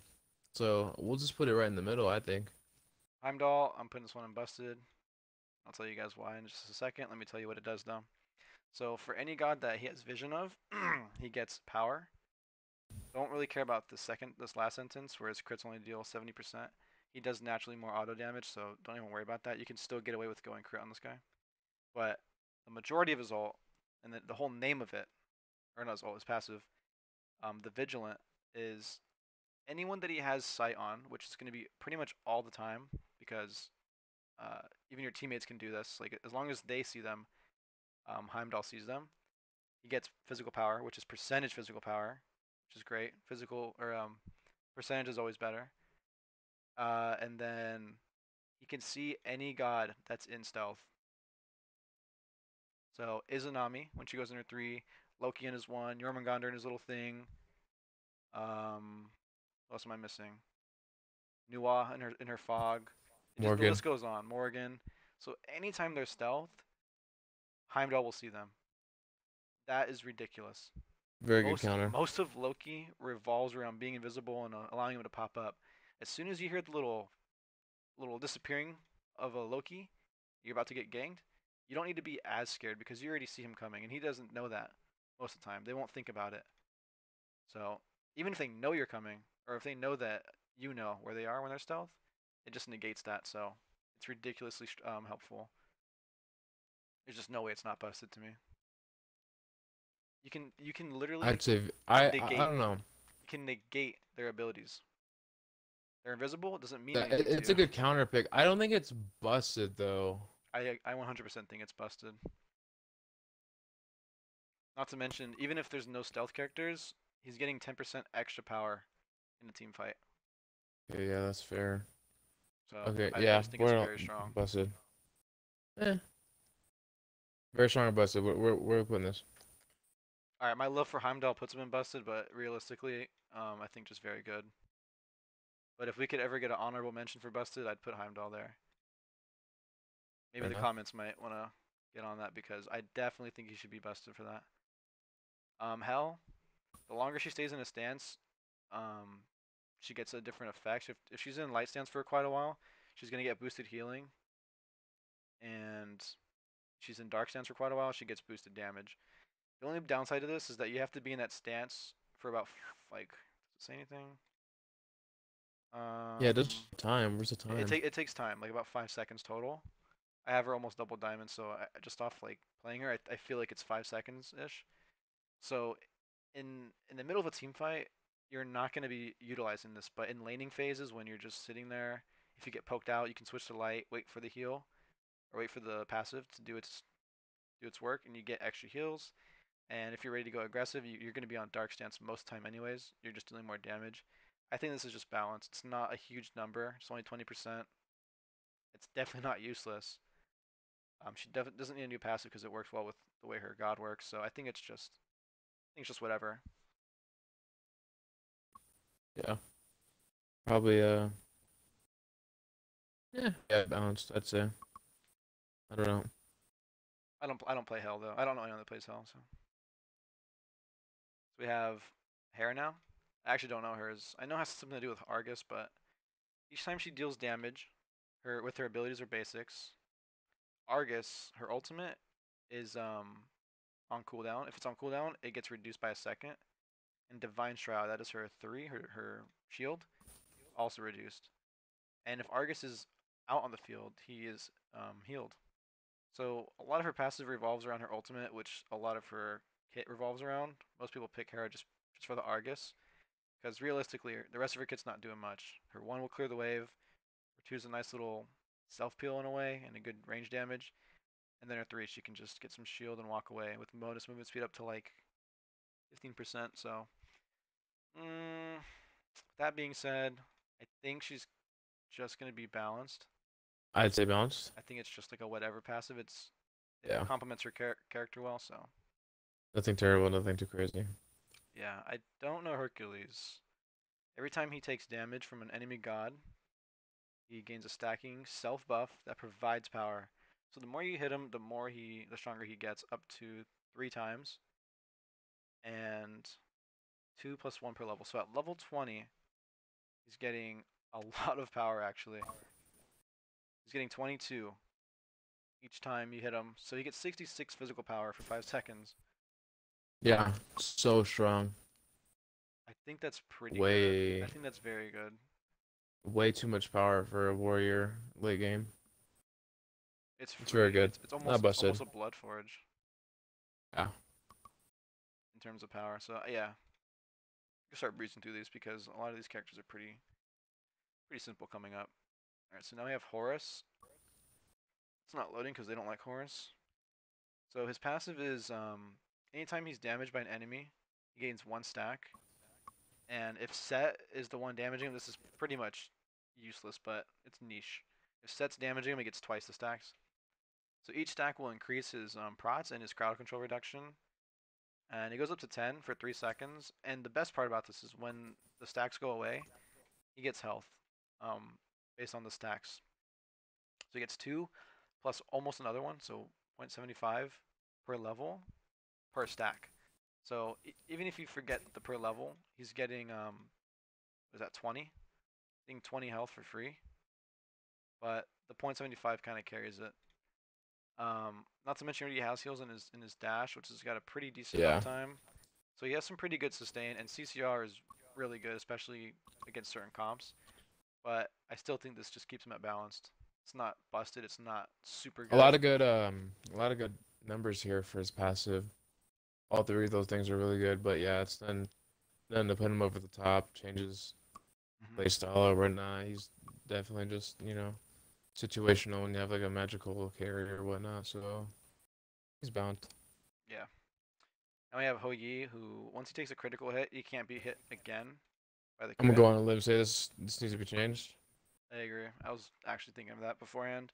Once again, completely negated by a pen build. And even if they have crit, they're still going to get plenty of power. And the crit won't really matter because they're still going to hit you for a lot. You're a hunter. You're not tanky anyways. So it just means you're going to die a little bit less faster. Which gives them some, and I mean some in like the best way possible. Gives them some boxing potential, but...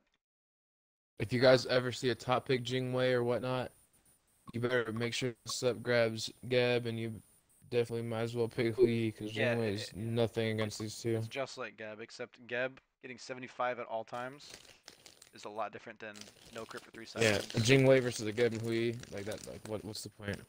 Yeah. Loonbats, I don't know his passive. It used to be crit.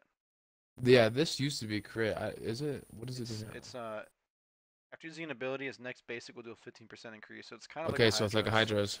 Building Hydras. That's cool.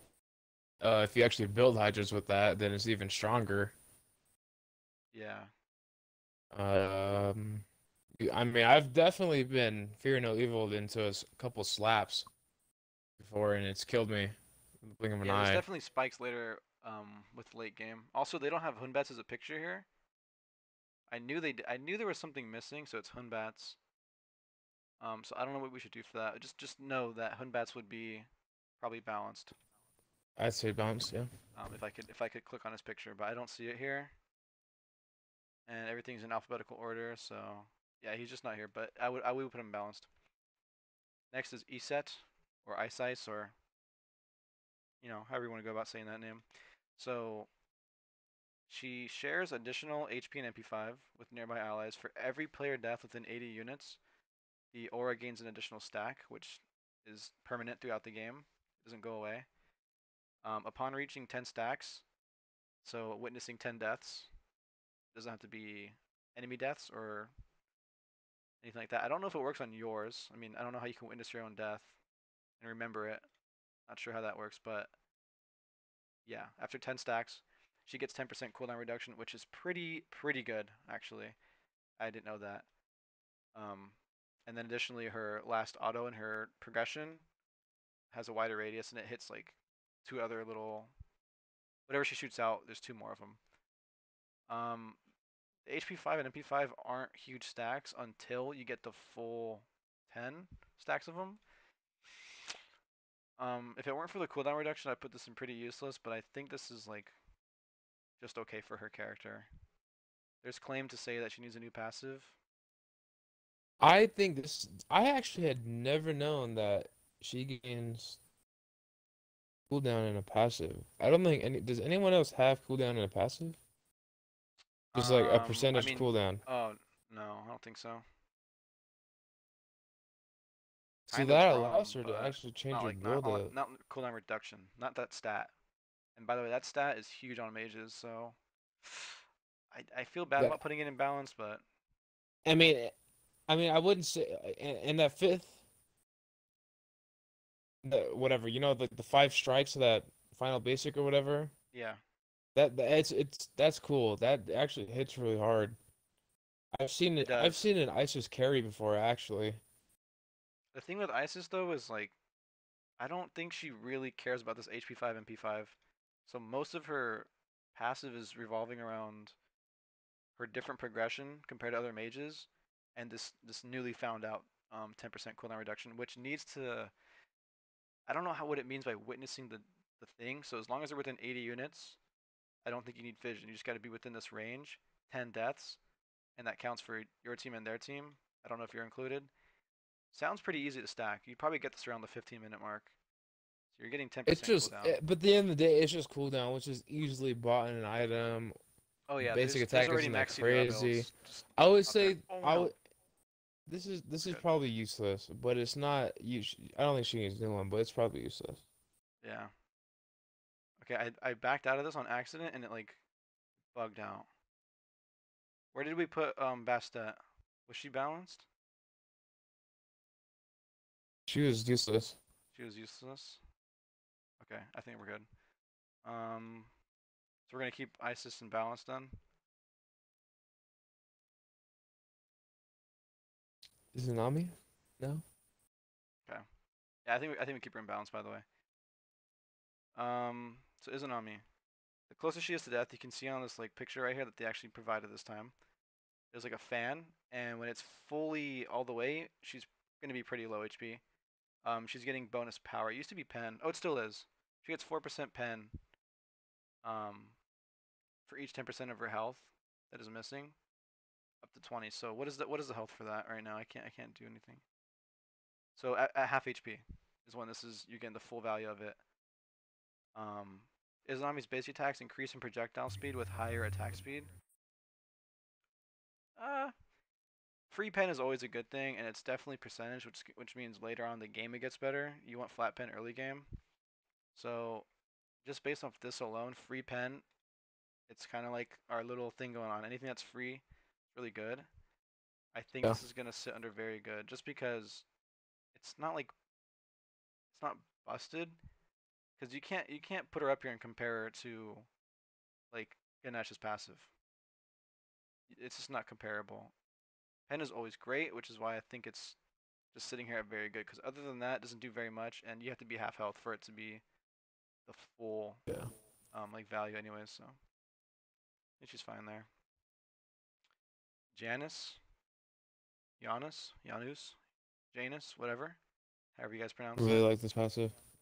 So anytime he goes through his one or travels over his three or goes through his ultimate, he gets additional magical scaling on the next ability, which is most likely That's going to be always going to be the your two. two, unless So your two is your always four. going to be hitting 15% harder.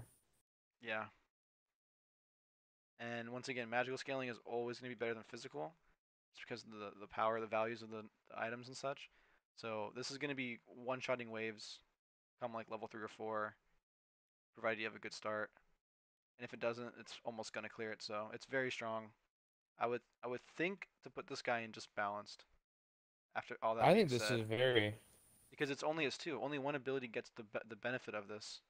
But thinking about how his two hits, and it's almost comparable to a Scylla two. With a new Giannis as well, you're most likely going to be hitting your two almost every time.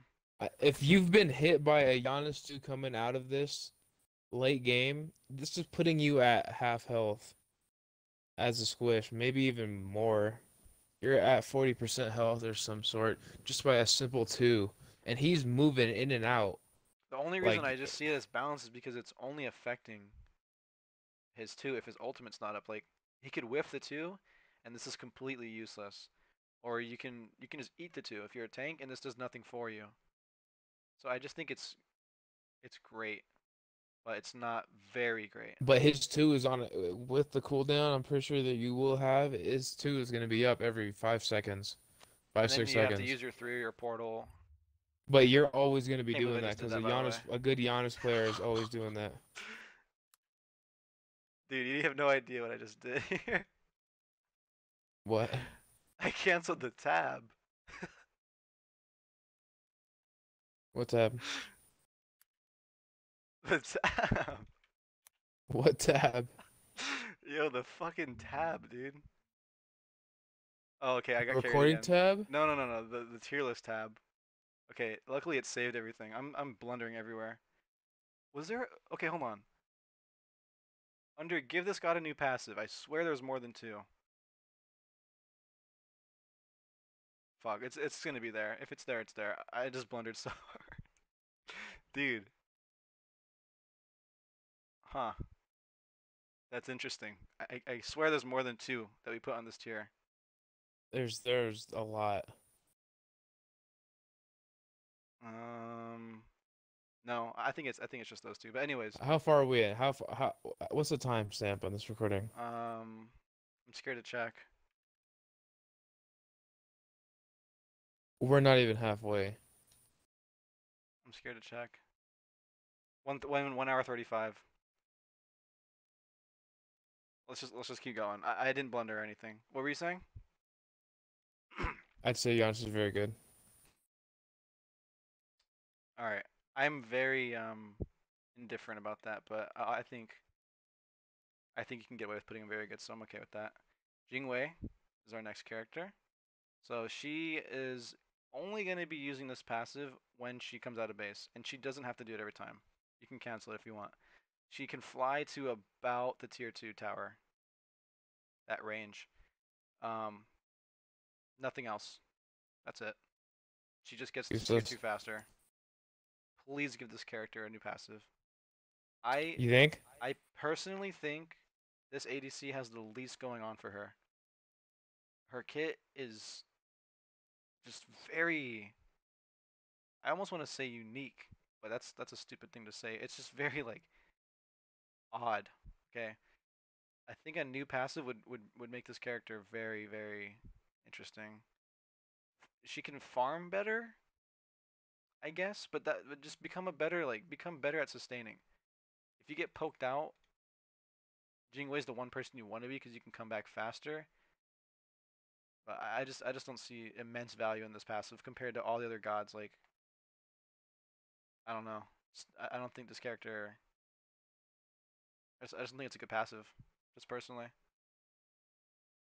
If you could fly to maybe Early like your game, it's tier good. one, if you could fly back to the lane, it'd be very strong. But the fact that it puts you like at your T2, especially with the new season 8 map, you get a free pyro coming out of base, so you get carried basically to the Phoenix already. So I guess this gets her to the T1. It doesn't do anything for her in combat, and that's what Smite's about. Like, forget getting back to lane. It doesn't do anything for her in combat. Aside from maybe like coming back, like Dormammu or Unique some though. It's shit. very I don't know. unique. I wouldn't put this in. I would not put this in new passive. I'd say it's just useless. Okay, I'll put it in useless, but I would like to see her get a new passive. Is my stance, Yeah. just personally, Okay. because I play her. Jormungandr, I actually don't know his passive. Is I it to don't do know with his either. oh, it's the fact that he can't be moved. He cannot be like Which is also very unique. Yeah. displaced. A lot of CC can't really affect him. Instead, he gets dazed. It says it's a different type of CC. A fading, non-cleansable slow that increases the damage he takes for the duration. Any attack speed past base speeds up the recharge rate of his autos, and his autos do not proc item hit effects. So the bulk of this passive is revolving around the fact that he cannot be moved. So I don't think you could ever proc stone a guy on this person. I'm pretty sure. So just off the top, the hardest CCs to be hit that he can't be hit by are knockups, knockbacks, pulls, grabs. Just anything that would move him at all. I'm pretty sure Yeah. that's it. Really, the only things that work are slows, mezzes, stuns. Yeah. That's about it. Honestly, if you're playing someone that revolves around CC like a tier, this character would be busted. Because you can't get your regular knockup combo or anything like that. But if you're playing someone like Uller, where his main kit is a stun, this god can get stunned. It's his passive's not gonna do much for him. So I'm kind of in the balance category with this character. It's It's just balanced. it's a whatever because it's like Geb. It can Yeah. be great or just not do anything. So I think it's fair to put him where Geb is at. Yeah, balanced. Let's speed through Carly, these because yeah. Carly selects a god to mark. She gains physical pen against a god and heals 80% of her HP for killing the god. very strong. Um, just right off the rip, I think that's very This strong. makes Kelly. This makes Kelly who she is. That's a ridiculous thing to have as an assassin. So, just that's all I have to say about that one. Kepri, he applies a health shield every 5 seconds to anyone near him for 2% of his max HP, which is kind of annoying if you're an ability-based character, meaning like your ability, your first one cast off his fresh passive, it's almost gonna get negated. It kind of just offsets the shield. But if you're an ability-based hunter, you're still gonna have strong I autos. think, yeah, I think this is useless. It's only good in lane phase, It's probably which gonna doesn't last be that long. the best early game when you don't have much Yeah, cooldown, you don't have much like damage yet. So it could be better. I'm just gonna say useless because it's not the strongest. yeah. Okay, so King Arthur. Each ability that damages a god results in a stack called Steadfast. Gives him mitigation, and it lets him charge his sword faster. And a lot of this character is spamming abilities, and you want to wait for your sword to be full to do your ult, so it allows him to do his ult more often. And what else is it? Each time he uses an ability, his abilities are different, so you can do like combos. Um, Aside from that, or in addition to that, attack speed and item passives do not benefit I off did of his not know autos. this. So he can never have. He has a fixed attack speed. It's always going to be that No, slow well, cleave. at the end of it, I did not know that attack speed increases his energy gain. I never knew that, which allows you to get your ult quicker. Yeah, That is something I never but knew. still, you're not going to be able to However, get it's, any faster. I'd So say it's balanced. yeah, as a warrior, having mitigation is pretty nice. Borderline very strong, but it's just balanced. It does good for what he does. Yeah. So Kukulkan, it's pretty simple. 4% of Balanced. his max mana is magical power. I think this is pretty useless. It's a hot take. If you build a Book of Thoth and you do a mana build, he spikes really hard. But it means you have to do So that build. Like you're locked into one build to get the most potential out of this. yeah, but then his power is going to be a lot stronger than It's anybody else's. it's kind of like Chronos in a way, where the later in the game you get, you're gonna get more items. Those items are gonna give you more mana. You level up. Leveling up gives you more mana. You just get more I power. wouldn't say it's useless though because it makes the god really strong. It also locks the god into building those items, and those items just aren't that hot though. So I don't know. It's kind of Yeah. it's like it's in between balance and useless. We can play useless because the god itself is not played a lot. We'll just move on from there. Yeah, not to mention we're getting a lot of gods in balance, which is pretty obvious. But I kind of want to throw some more into these controversial categories. Kumbhakarna, I'm pretty sure this one is when he dies. So he does not die when he reaches Everyone 0 knows health. this. He gets like these little dots, each one resembling an auto. You gotta hit that down to kill him. Look at this right here, though. This passive has I think that's 6 minutes. Am I stupid? No, it's 4 minutes. This passive has a 4 minute cooldown. Yeah. Um, almost every time this happens right here, this death animation where you're sleeping, almost every time you're gonna die. And here's the kicker. Whoever gets this last auto right here gets to kill. So they can choose who kills you. It's kind of like Ganesh, where the support can just stop hitting it, and the carry definitely gets to kill. Like they decide who gets to kill. So this kind of works against your favor. It's probably gonna save you less than it harms you. I think you're still dead with this Useless. passive. This could be a lot better if it had a better cooldown. I've Yeah. seen where it worked, where he mezzes you while he's down. That's cool That's how he only can when do it's that. later on when you need like 20 autos to do it. So I still think it's Yeah, hurting you more. otherwise if anything it just slows down a kill on a support, which is not really the craziest thing. Hmm. So this is borderline needs a new passive, honestly. But it's unique, which makes Kumba cool. Yeah. So you can't really change it. But yeah, I'll just say useless for now. Okay, so we have each time Kazembo, we have Kazembo obviously. Each time he takes over 2% of his max health worth of damage, pre-mitigation, he's granted stacks of mitigation, and they last 30 seconds, up to 10 stacks, which is pretty good. So he can get a lot of mitigation. And considering the playstyle of Kazembo, he's pretty aggressive. Having mitigation is nice. I think it's just balanced. It's just nice to have the mitigation. Balance, move on. Who is after him? Loki. I actually don't know his passive. I'm gonna be completely honest. Is it the one where he does more damage behind you? Yeah. Backstab or something? His basic attacks utilize a 5 swing progressive chain, which is very, very bad early game because of how slow it is. I don't know the numbers on his chain, but still. Um, dealing 20% bonus damage from behind is pretty nice. However, It's cool, unique. I love these unique things because like you don't really think about autoing from behind doing more damage. Like it's just for the god itself, you know? He's just a tricky god. Like he's gonna be sneaking behind you. 20% is not a lot though. not to And mention the way AI works in this game, they face you, so you can't really be behind them unless you use your decoy. yeah, and unless an enemy player has the slowest sensitivity, we've seen it in some YouTube videos, man. Yeah. On a No good one's getting player, hit this by isn't this. gonna I'd happen say get him a much. new passive. You want to spark controversy? Give him a new passive. Terrible. Yeah, I agree. The way this works, the best is if they're running from you. So big Yeah. whoop, big whoop. You almost have the kill And when it's they're only running like from you 20%. anyways. It's not anything game changing. Yeah. Give him a new passive.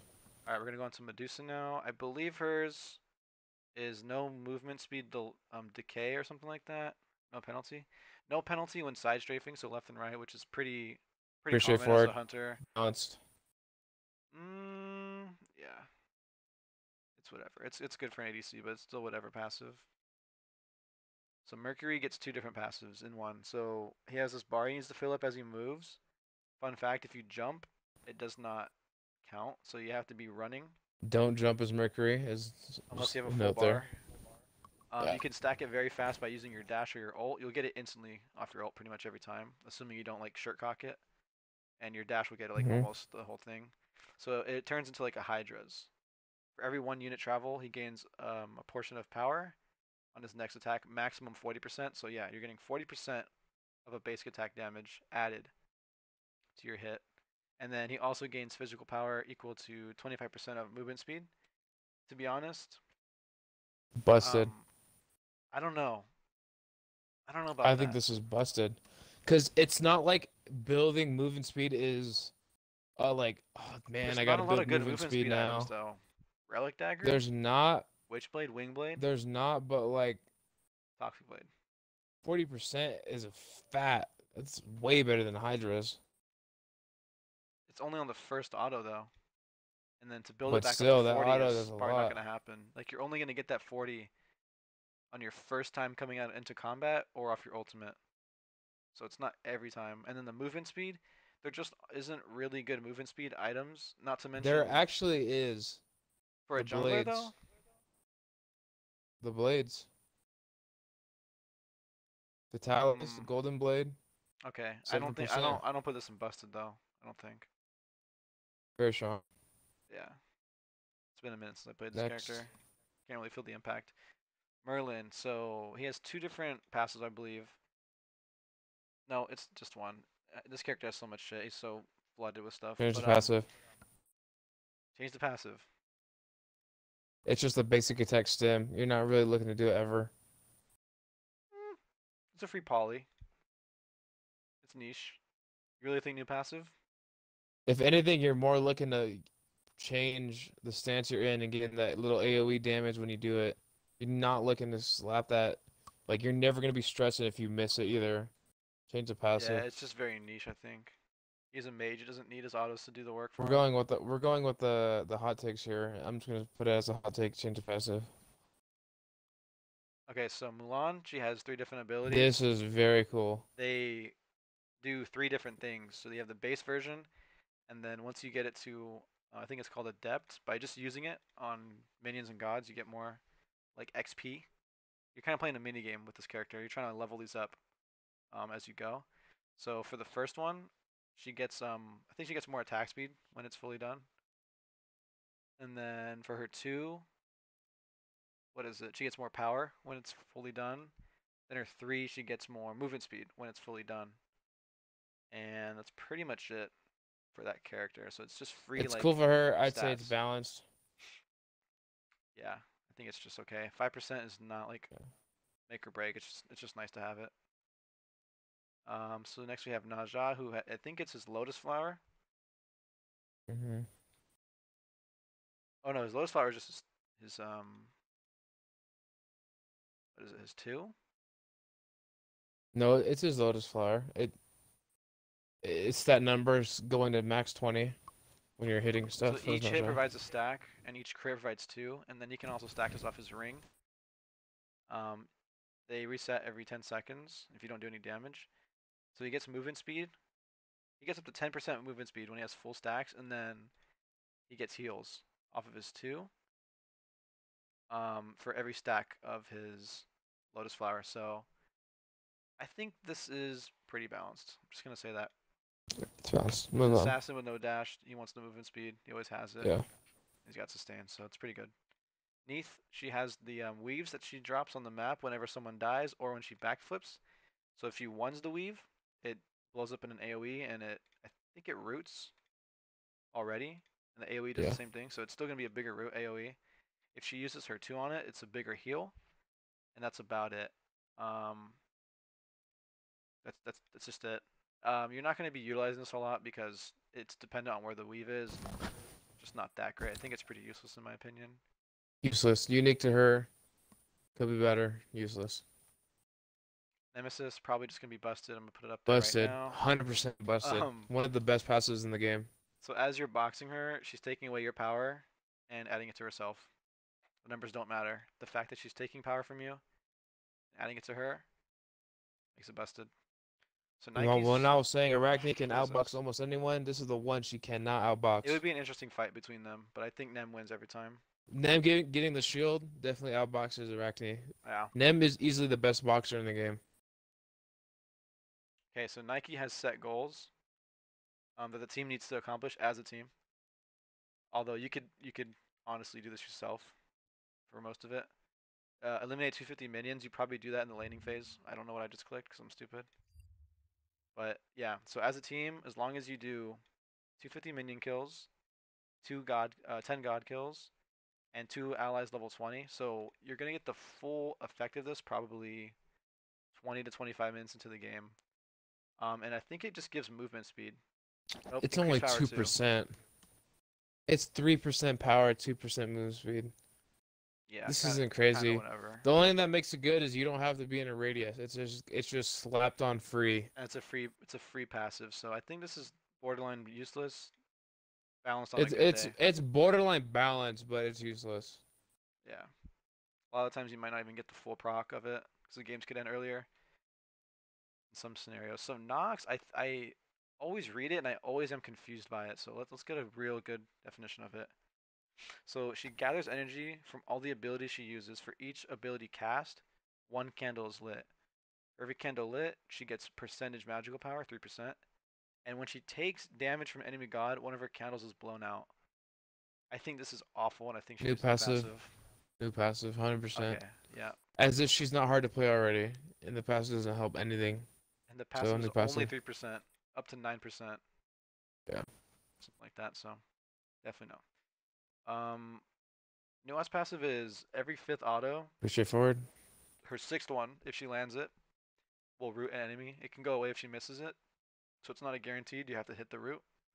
It's a cool part of her kit. It allows her to gain another form of CC, but you're not looking like, oh, I got my cigar. Like late game, you're just slapping everything out there. And you're getting out of the fight. It's useless. I like it because if you hit the root, you hit the 3, and it's I free like damage. it. It's a very good early game. Eh.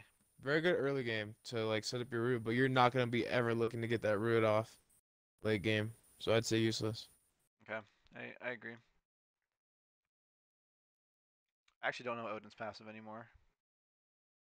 So his passive is he's empowered as he escorts fallen warriors to Valhalla. So whenever any god actually, I thought it was teammate. So any death, Odin gains a bonus to movement speed and power up to 5 stacks. So after 5 deaths, you get a full passive, I guess. Oh no, it's not permanent. It's 8 seconds. Never mind. I hate this passive. New passive. Literally probably the worst one I've seen so far. It's cool in the moment, but this is very rare. It's like a talisman of energy. Yeah, You just not that have good. it. Like what? No, new Where's Olran's passive. passive? I don't remember. Oh, is it that he can magically crit? So upon reaching Make 115 it's magical unique to power, him. Olran gains 15% crit chance and further 1% per 10, up to 70% crit chance. Critting on magicals is ridiculous. This is very strong. I've seen people get Very strong. one-shotted by his one on a lucky crit, so Yeah. I definitely think that's a strong one. The fact that he can crit on his one is actually really good too. Yeah. So Osiris, he loses like parts of his body as he uses abilities, and once he's lost all parts, he gets haste, which is like you stick to them as you hit them, and he gets the ghost, or what is it called, phantom relic. He can walk through walls. He can go through, who's very strong right now is Yamoja, so he can go through a Yamoja ultimate. He can go through Kabrakan walls, Ymir walls, Terra Yeah, things. very strong. Not completely broken. Very strong. It's not broken because it goes away after 6 hits of your autos, but Osiris has very, very, very, very, very, very short cooldowns, and you're probably gonna have this up more than you think. So I want to put this in very good, simply for Very the good, yeah. fact that like a warrior having that is pretty annoying, and it's gonna be up a lot more than usual. So I don't know what Pele's passive is, and I gotta click on her first. Busted. When she drops See it below right now, it's 50% busted. health, she gains increased physical power, lifesteal, and ability lifesteal. 30-second cooldown. This is kind of like a better Aussie, so I definitely like this. I don't know if it's completely busted though. I think it's busted because this also makes. We're talking about one of the boxing gods.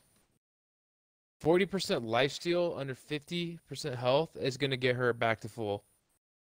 Plus the 25 power at max. Not to mention ability lifesteal as a physical is pretty rare to You see. just keep your 3 on and you're autoing down, you're throwing your 1, like there's so much lifesteal to be had there. This is what makes Pele good.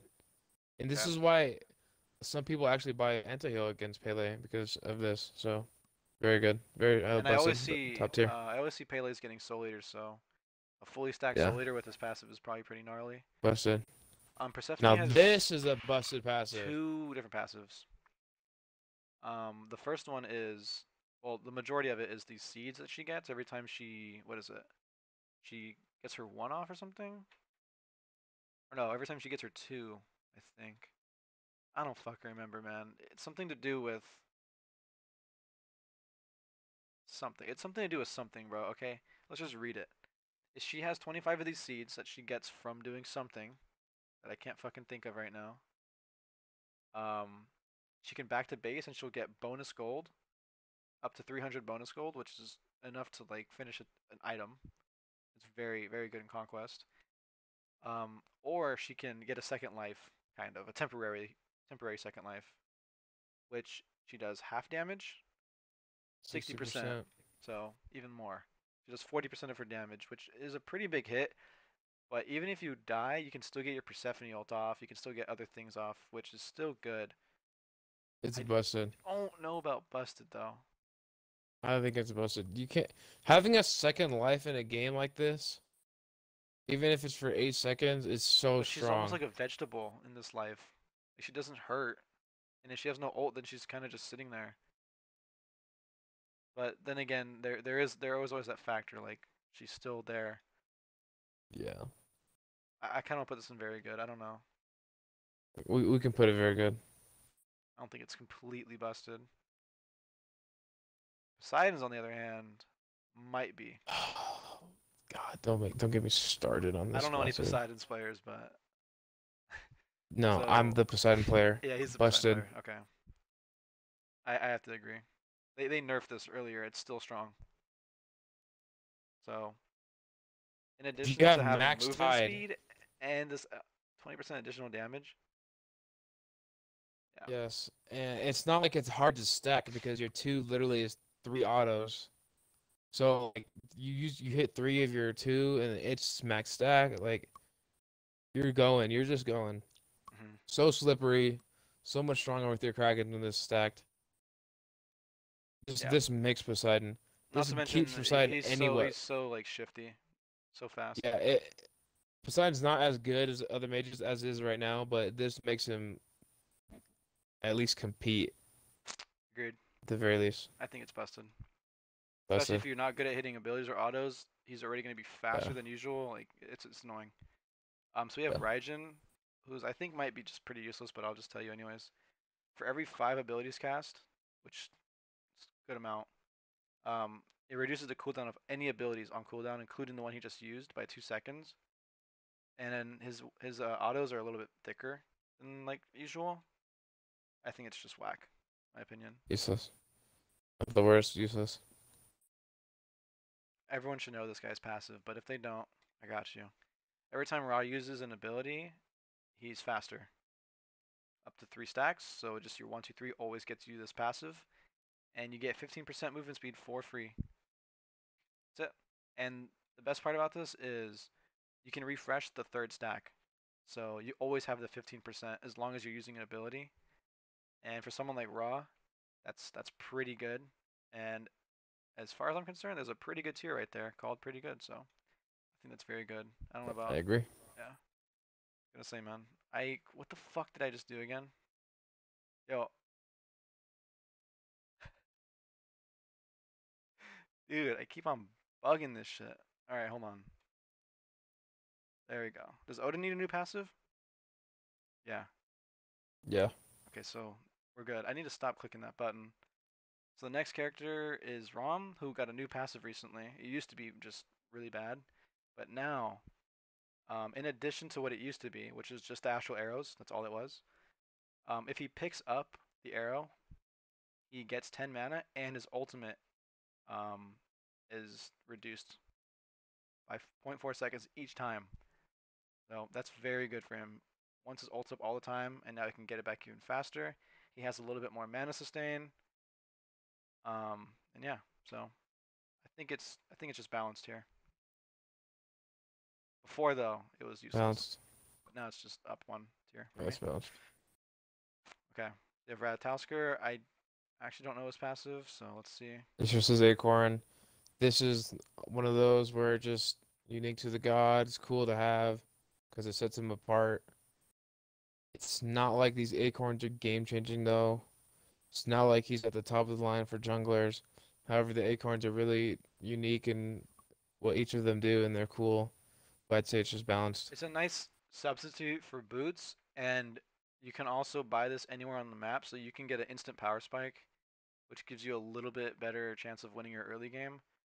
So I could probably put this in balance, but this is If this was very good, then the god itself and his pick rate and ban rate would be skyrocketed. But showing that he's a decent jungler, like he's you can play him definitely. I've seen a lot of rat players this season. It just for makes him sure. he's good. It's nothing crazy though, but yeah, definitely balanced. So Raven, successful autos and abilities against an enemy add to his like combo chain. And each time that chain reaches 8, he gets a shield equal to 5% of his max HP and 3% movement speed 3 times. So he can get a 15% health shield and 9% movement speed. Um, Honestly, this is pretty niche and Balanced. won't be used a lot, but it's a good passive to have. 9%, Because 9% once movement again, speed is yeah, really once good. again you're getting movement speed, and that's the key takeaway. The health shield, it's kind of the same as Kepri. It's just like kind of This is trash. balanced. But yeah. Okay, so our next one is Scylla. So anytime she Bust. gets a full level 5 on her ability, she gets 25 magical It's power. another one of those free. It's just It's like free because Chronos. you have to like at 20 minutes you're getting free power for everything.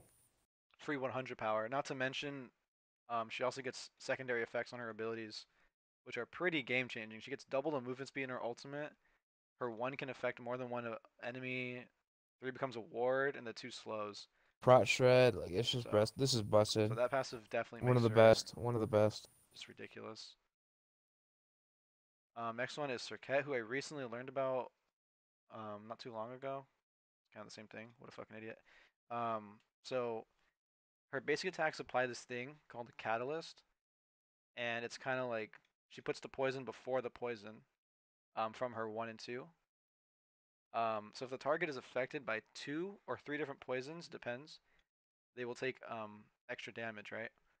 So if she's affected them with afflicted them with 2 poisons, they'll take 10% of their max HP as damage, or 20%, depending on how many poisons she hit. It's really easy to proc this. It's just autos, and it's also really easy to capitalize on this because you just got to hit your 1 and 2, which are pretty much free. I can see your 2 whiffing, but your 1 just got to dash and hit them, right? And if you're Yeah. building like a support, you're not going to be doing a lot of damage. This is percentage damage. It's huge. I think it's borderline very good, but I would probably just drop it in balanced, just because It's of a the balance. fact that it's Now like I wonder whatever. why this is I wonder why she can't be a soul in her. Oh my I've fucking never god. thought about it. She doesn't have sustain outside of that though. That's the only thing. But imagine her honing a backline with a hybrid build late game. Exactly. 30% or 20% max HP is it's fat, especially if you're hitting like the tanks.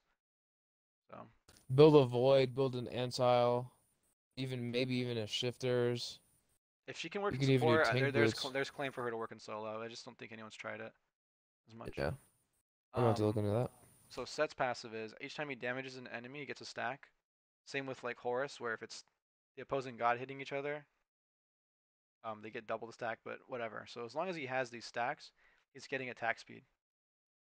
Up to 25% for 6 seconds. If his ultimate is activated though, there is no stack. He can just go crazy. Um, Once again, the speed items, the speed stat in Smite is huge. So movement speed, attack speed, either one is really good. I think this is very good, like I just said. So I would put Very him good, yeah. there. Pretty self-explanatory. Free attack speed just by hitting people, and there's no cap on the ult. Next is Scotty. Um, I'm just biased, but I love this character and I love this passive. So she has a pet wolf who can be untargetable when it's not targeting something, and it will um it will just fight for her. She always has it. Has 5 HP, 5 auto HP. If he dies, he will temporarily be unavailable, and in return, Scotty gets 10% physical power when he's not there. It's pretty niche, but just the wolf alone, he can do so many different things. I think this warrants busted. I'd say busted, yeah. Just because either way, he dead or alive, he's doing something to Scotty. And This pretty much makes Scotty. oh yeah, this is Scotty, 100%. Sweet, busted. So next we have Sobek. Anytime he hits basics or abilities, he gets prots for a short time, up to 3 stacks. And the prots are pretty decent, especially early game. On top of the fact that early game you're gonna have the reinforced greaves as a support, so you're getting double. You're getting mitigations and protections from the very start of the game. I almost want to put this busted, but I think it's just gonna slot in very It's good. very good. Very good. It's not incredible, but it does keep him very, very tanky at all points of the game. Next is Soul. There's a reason she's a magical carry, and this passive is mostly the reason. So as she uses abilities and hits with autos, she gets more power and attack speed with this little in-game feature of hers called Heat. And when she's at full heat, her basic attacks get 20 plus 20% additional damage. And with the new Gilded Arrow, it gives you free basic attack damage.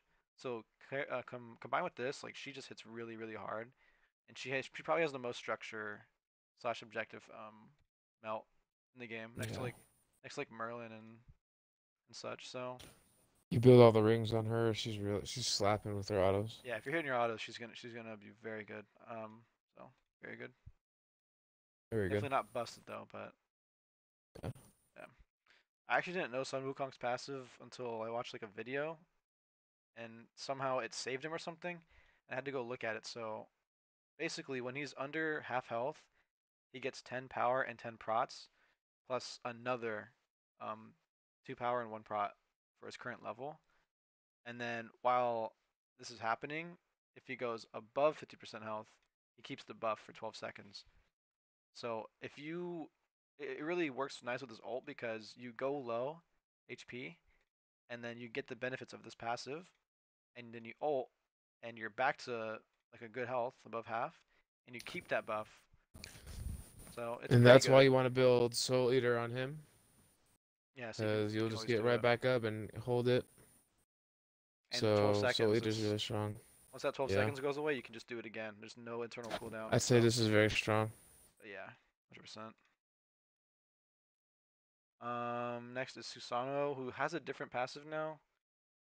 I'm pretty sure this is a new one. Like I'm 90% sure.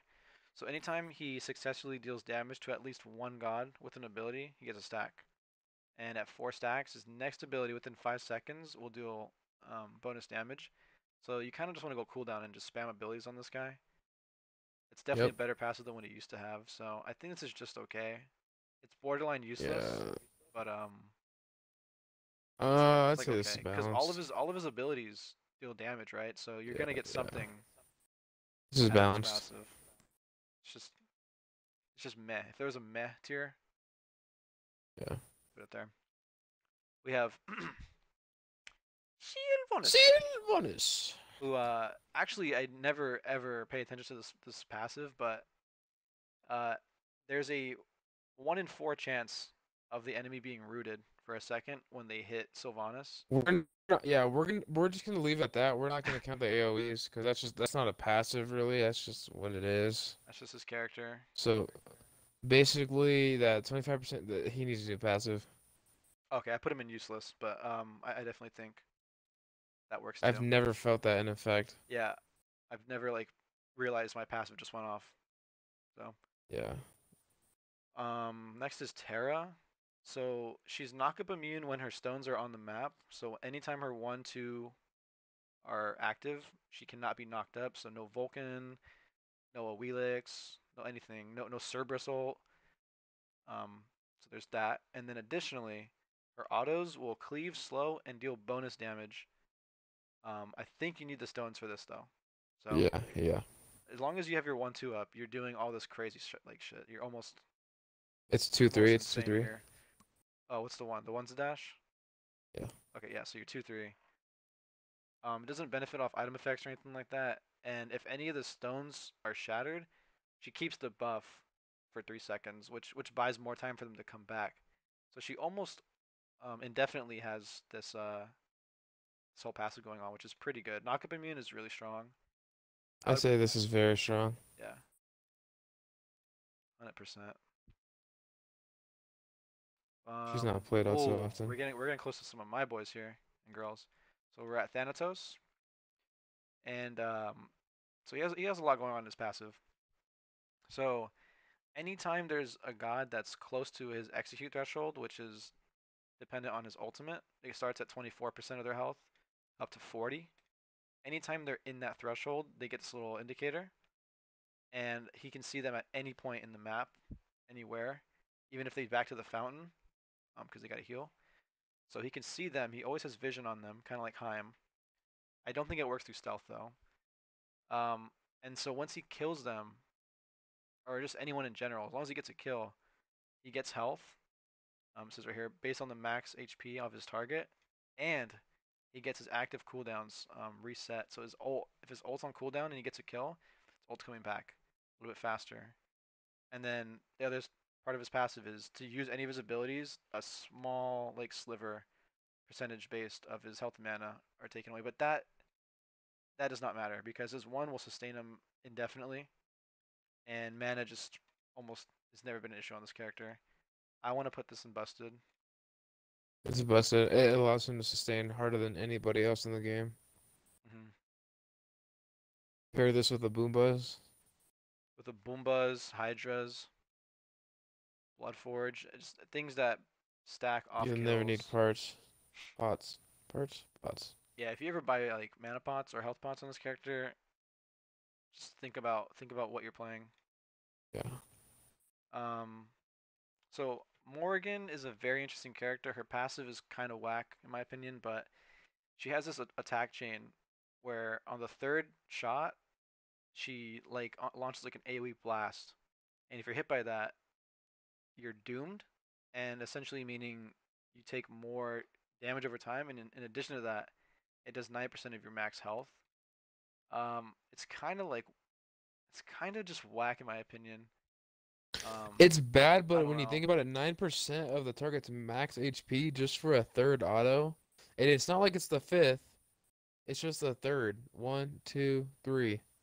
Hmm. Like, pairing this with a poly, which is commonly built on her, But very you're strong. never gonna get the third hit of your chain off of Polly, because all of her abilities reset the auto attack progression, so it's always gonna go back to that first one. So Oh, really? I did not know the that. Polly won't work like that, but it's still a good item to have on her. She's the one character that needs it.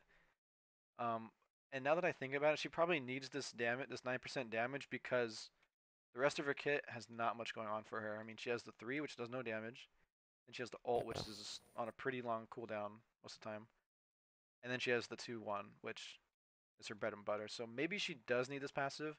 I think it's very integral, like to her I think it's character. a balance. Balance.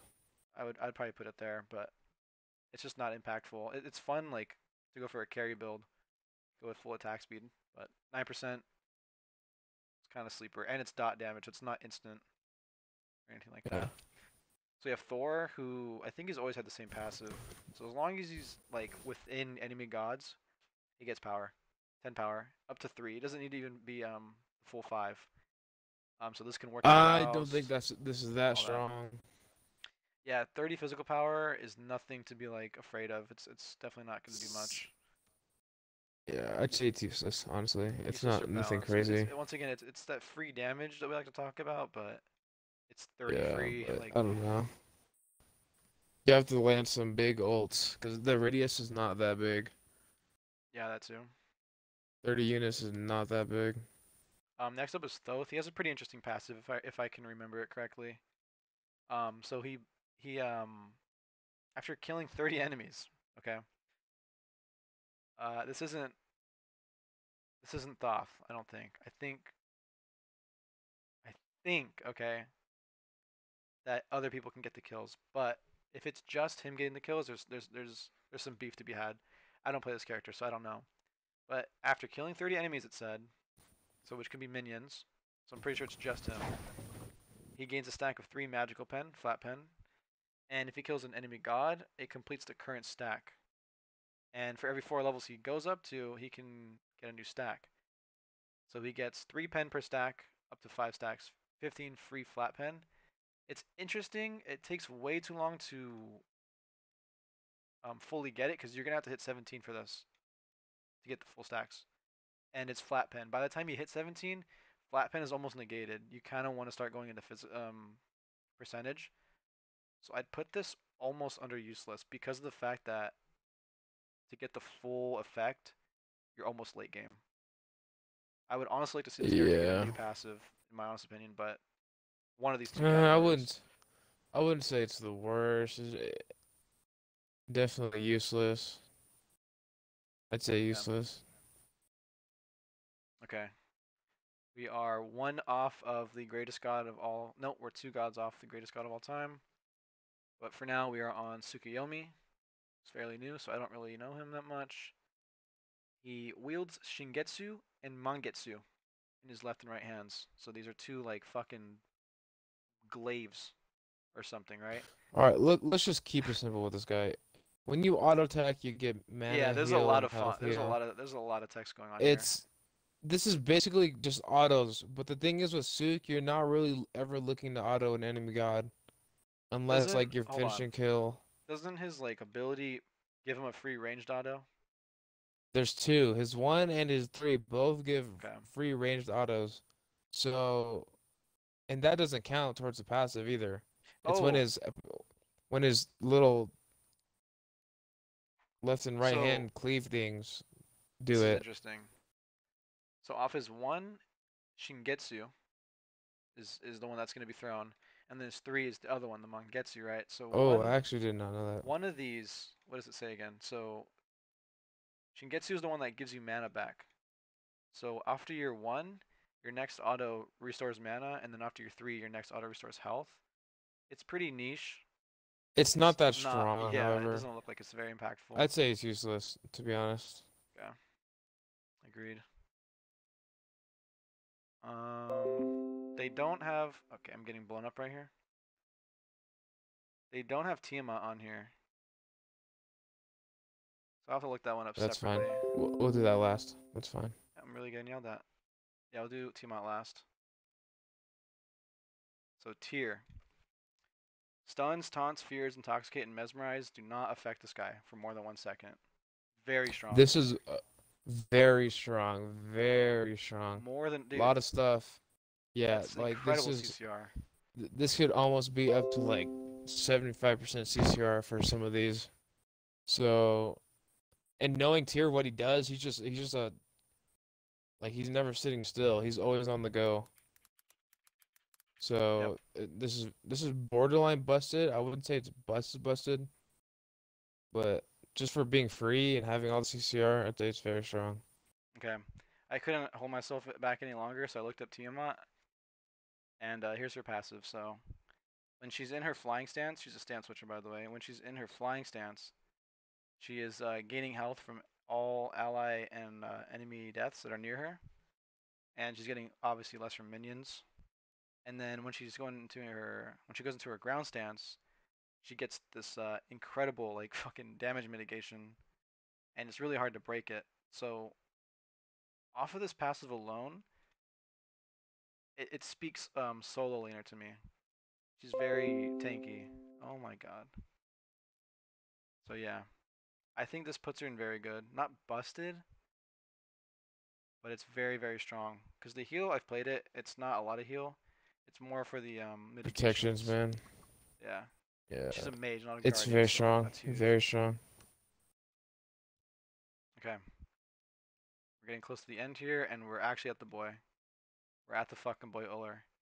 So his passive is anytime he uses an ability, the abilities in the other stance are reduced by 1 second if they're on cooldown. This is just balanced. It's not awful because there are scenarios where you want something up faster. And he definitely Yeah. doesn't need to do passive, but I wouldn't complain if they reworked him. Be cool to see what they did, but this does not warrant very good or busted. It's just nice Yeah. to have it. It could fall on any of those mid to bottom. Yeah. No one plays Uller for the passive.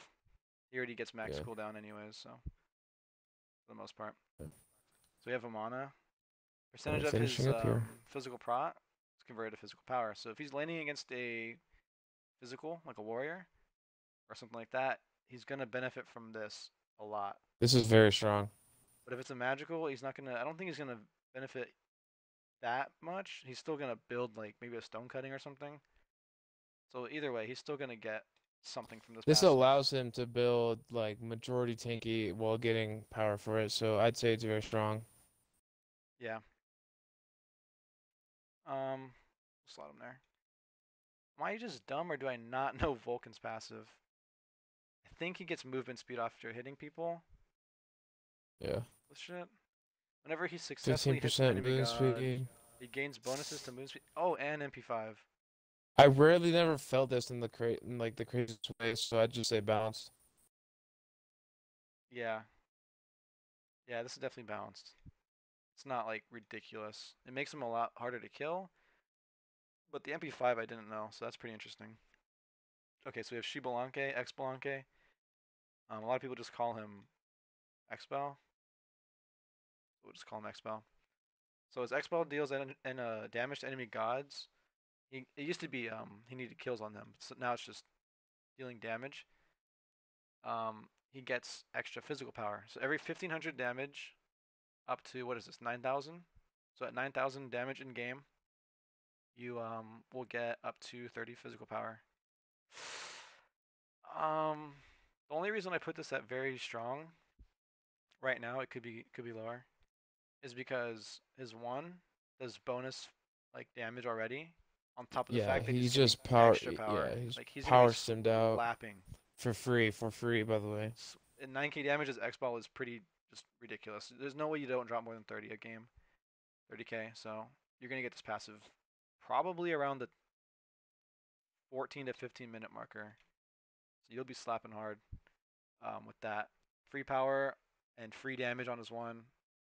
This goes hand in hand. Yeah. So next we have Jing Ten. I don't know how to pronounce this name ever, but something like that. So he gains stacks of Smoldering Rage each time he hits an enemy with an ability. And so for every stack of this, he gets HP 5. The stacks last quite a while, and he gets a decent amount of HP 5 per stack, up to 36. And This is that's very strong. ridiculous. Okay, that is just stupid. Borderline busted, very strong. Yeah. The character's very good too, so Yeah. that helps him. The fact that he's a good character and he has a good passive, very, very nice. Yamaoja. I haven't played a lick of Yamaoja in my life, but I think her passive has to do with her mana bar or something. So she does not use mana, and only her ult has a cooldown. I actually didn't know that. I thought that was... Well, her things are cooldown right there. So Or it's 'cause she basically, doesn't have you mana. gain Omi over time as you level up, and if you build cooldown, the Omi regenerates faster. So Oh, I didn't know that either, though. She has 7 Omi, and she can get even more, like, of the bars. yeah, starts Okay. with 7, gets to 10 over time, and cooldown reduction helps regenerate better, so you can spam your abilities more often. So that's why you always want to go cooldown Yamoja.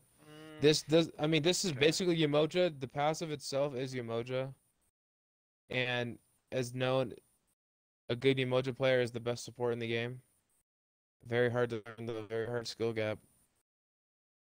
This being said, and her autos heal for free, I was gonna say this. but it's not like it's a This is lot. this is incredible right here. It's a free like CAD shield, but it's like Yeah. a watered down CAD shield. So she autos you, and you're getting like a mini health pot, but you're getting 10% extra healing as long as you're So under this, right? whenever you two your teammates to heal them, you always want to slap them with an auto first Yeah. So before you two them. even if like you don't have that up and they have like a heal in their kit, like Neath for example or Cupid, just having them under this effect is pretty Yeah. insane. So I like this passive a lot. I almost want I'd to put say it in busted, but it's very strong. It's not the craziest, yeah, but it's very strong. It's very strong, it's 100%. very annoying on the receiving end.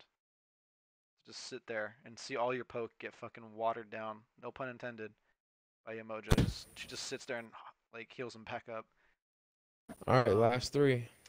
So Ymir, anytime you're afflicted by any of his abilities, aside from his wall, obviously, you get this thing called frostbite, and as long as that debuff is on you, all of Ymir's autos deal double damage, right? And you deal less damage. So not only is he hitting you for twice as you would normally, you're not hitting him for as much. This is easily busted. Okay, this is a guardian who can play any role in the This game. is a guardian that has like it's not even just 100% more. They do 15% less damage Mhm. for 6 seconds. Yep. Busted. Like No, nothing to say about it. this character has more 100 to 0 potential than like some mages and hunters. Okay, Yeah, ridiculous. Off this passive alone, busted. you hit him with a freeze too. Start slapping them, and they should just be dead. So that's just not fair for a guardian. Second to last god is Zeus. So he has a different passive now, but I think this one's better. Or maybe it's not the passive. I think it's the 2 and 3 that changed. But either way, his passive is so I don't know if it's just the autos, but I'm pretty sure the 1 also does it. As The long as one, you like stack them. yeah. Anything that can hit, it does it. Yeah, up to 3 The 3 is charges. the one that detonates it. But everything, the 1, the 2, the all autos, all rocket. Yeah. Up to 90% auto damage. So almost like Ymir, except a lot harder to proc. And yeah, that's pretty much it. Yeah. A lot of this character does not revolve around that. It's more about stacking the charges than like detonating with your 3 and letting that damage Which is too. very So strong late game. I think the passive though. This, I'd say it's balanced. Yeah, it's just whatever. And now we have, last but not least, okay? Certainly not least. In any circumstance. I don't know anyone that plays Zhong though. But yeah. So Definitely don't know anyone we who have plays the on. boy. We have the boy here. You look cut up, ye. So we have Demon Bag, You right? rock. It's 40, right? It's 40 demons in his bag. Yeah. Anytime it's like a soul eater. Anytime anything dies within 80 units, just goes into his demon bag. So after like what, 1, 2, 3, 4, 5, 6 in a wave, and there's 2 waves. After like 3 waves, you almost have a full passive. Not to mention like your blue buff and other things. You can get a free passive, and it's free prots. Up to All right, 40 of guys. both side? Really? Like let me just. Here we go. I made it to Already know. Masters I already know. Hold on. playing this god. This god alone in the soul lane. However, I am not building him like a typical soul laner with full like just damage or not damage protections here and there. I am building 3 to 4 damage items in this build because of this passive alone. 40 protections each side just by being in lane. Think about the early game. That's more than some items offer. You practically have a spirit robe stats wise just by killing your minions. The amount of times I've been ganked along with the soul laner pressuring me, I have lived like 90% of the time. Because when you have max stacks of 40 and you ult, you gain twice the amount of protections. So you have 80 while Yo, dealing so much I actually didn't damage know in that. your ult. Oh my god. Read it right there. For 5 seconds, you have 80 while dealing so much damage, and then you can stun them with your 3. You're not gankable. You have so much prots for free. The bias in me wants to put this in busted. Oh, I already put it there just for you. It's busted. Let's say it's busted. Yeah. Just Okay. for the sake of this, let's end it on a bang. It's busted. Let's look at Stone of Binding Smite. Okay. Just for one item reference. 30 magical and 30 physical. That's not even as much as a Zhong Kui passive. Not to mention, didn't even factor the double from his ult. This item can't even match his passive. Okay, and this item is So 1700 gold. tanky. It's ridiculous. So tanky while doing so much damage. PSA. People say he's shit. Streamers say he's shit. I love that this is the last character too. This is amazing. You can't tell me a god with this tankiness and this amount of damage with this much teamfight potential is that bad. This guy got me to Masters. I'm the #1 Zhong on console. Vouch. Let this guy... You know what? Don't let this guy get more clout. Leave him to the ones who know. We'll just leave it at that. That's a busted passive. We're gonna leave it at that. And Underrated god. Thank you guys so much for tuning in. 8, 9, 10, 11. This is about 2 hours of just talking about Smite gods and not even anything but passive. So I hope there's some contention in the comments. I would love to see some arguments about this because I, for one, could move a couple of characters around. But you know what? We'll let that simmer. We'll see what happens. So with that being said, any closing comments if you want to say them, go ahead. But I think I'm done here. That's all I have to say. I think we'll catch the boys. Thanks for tuning into my longest fucking video ever. We'll catch you.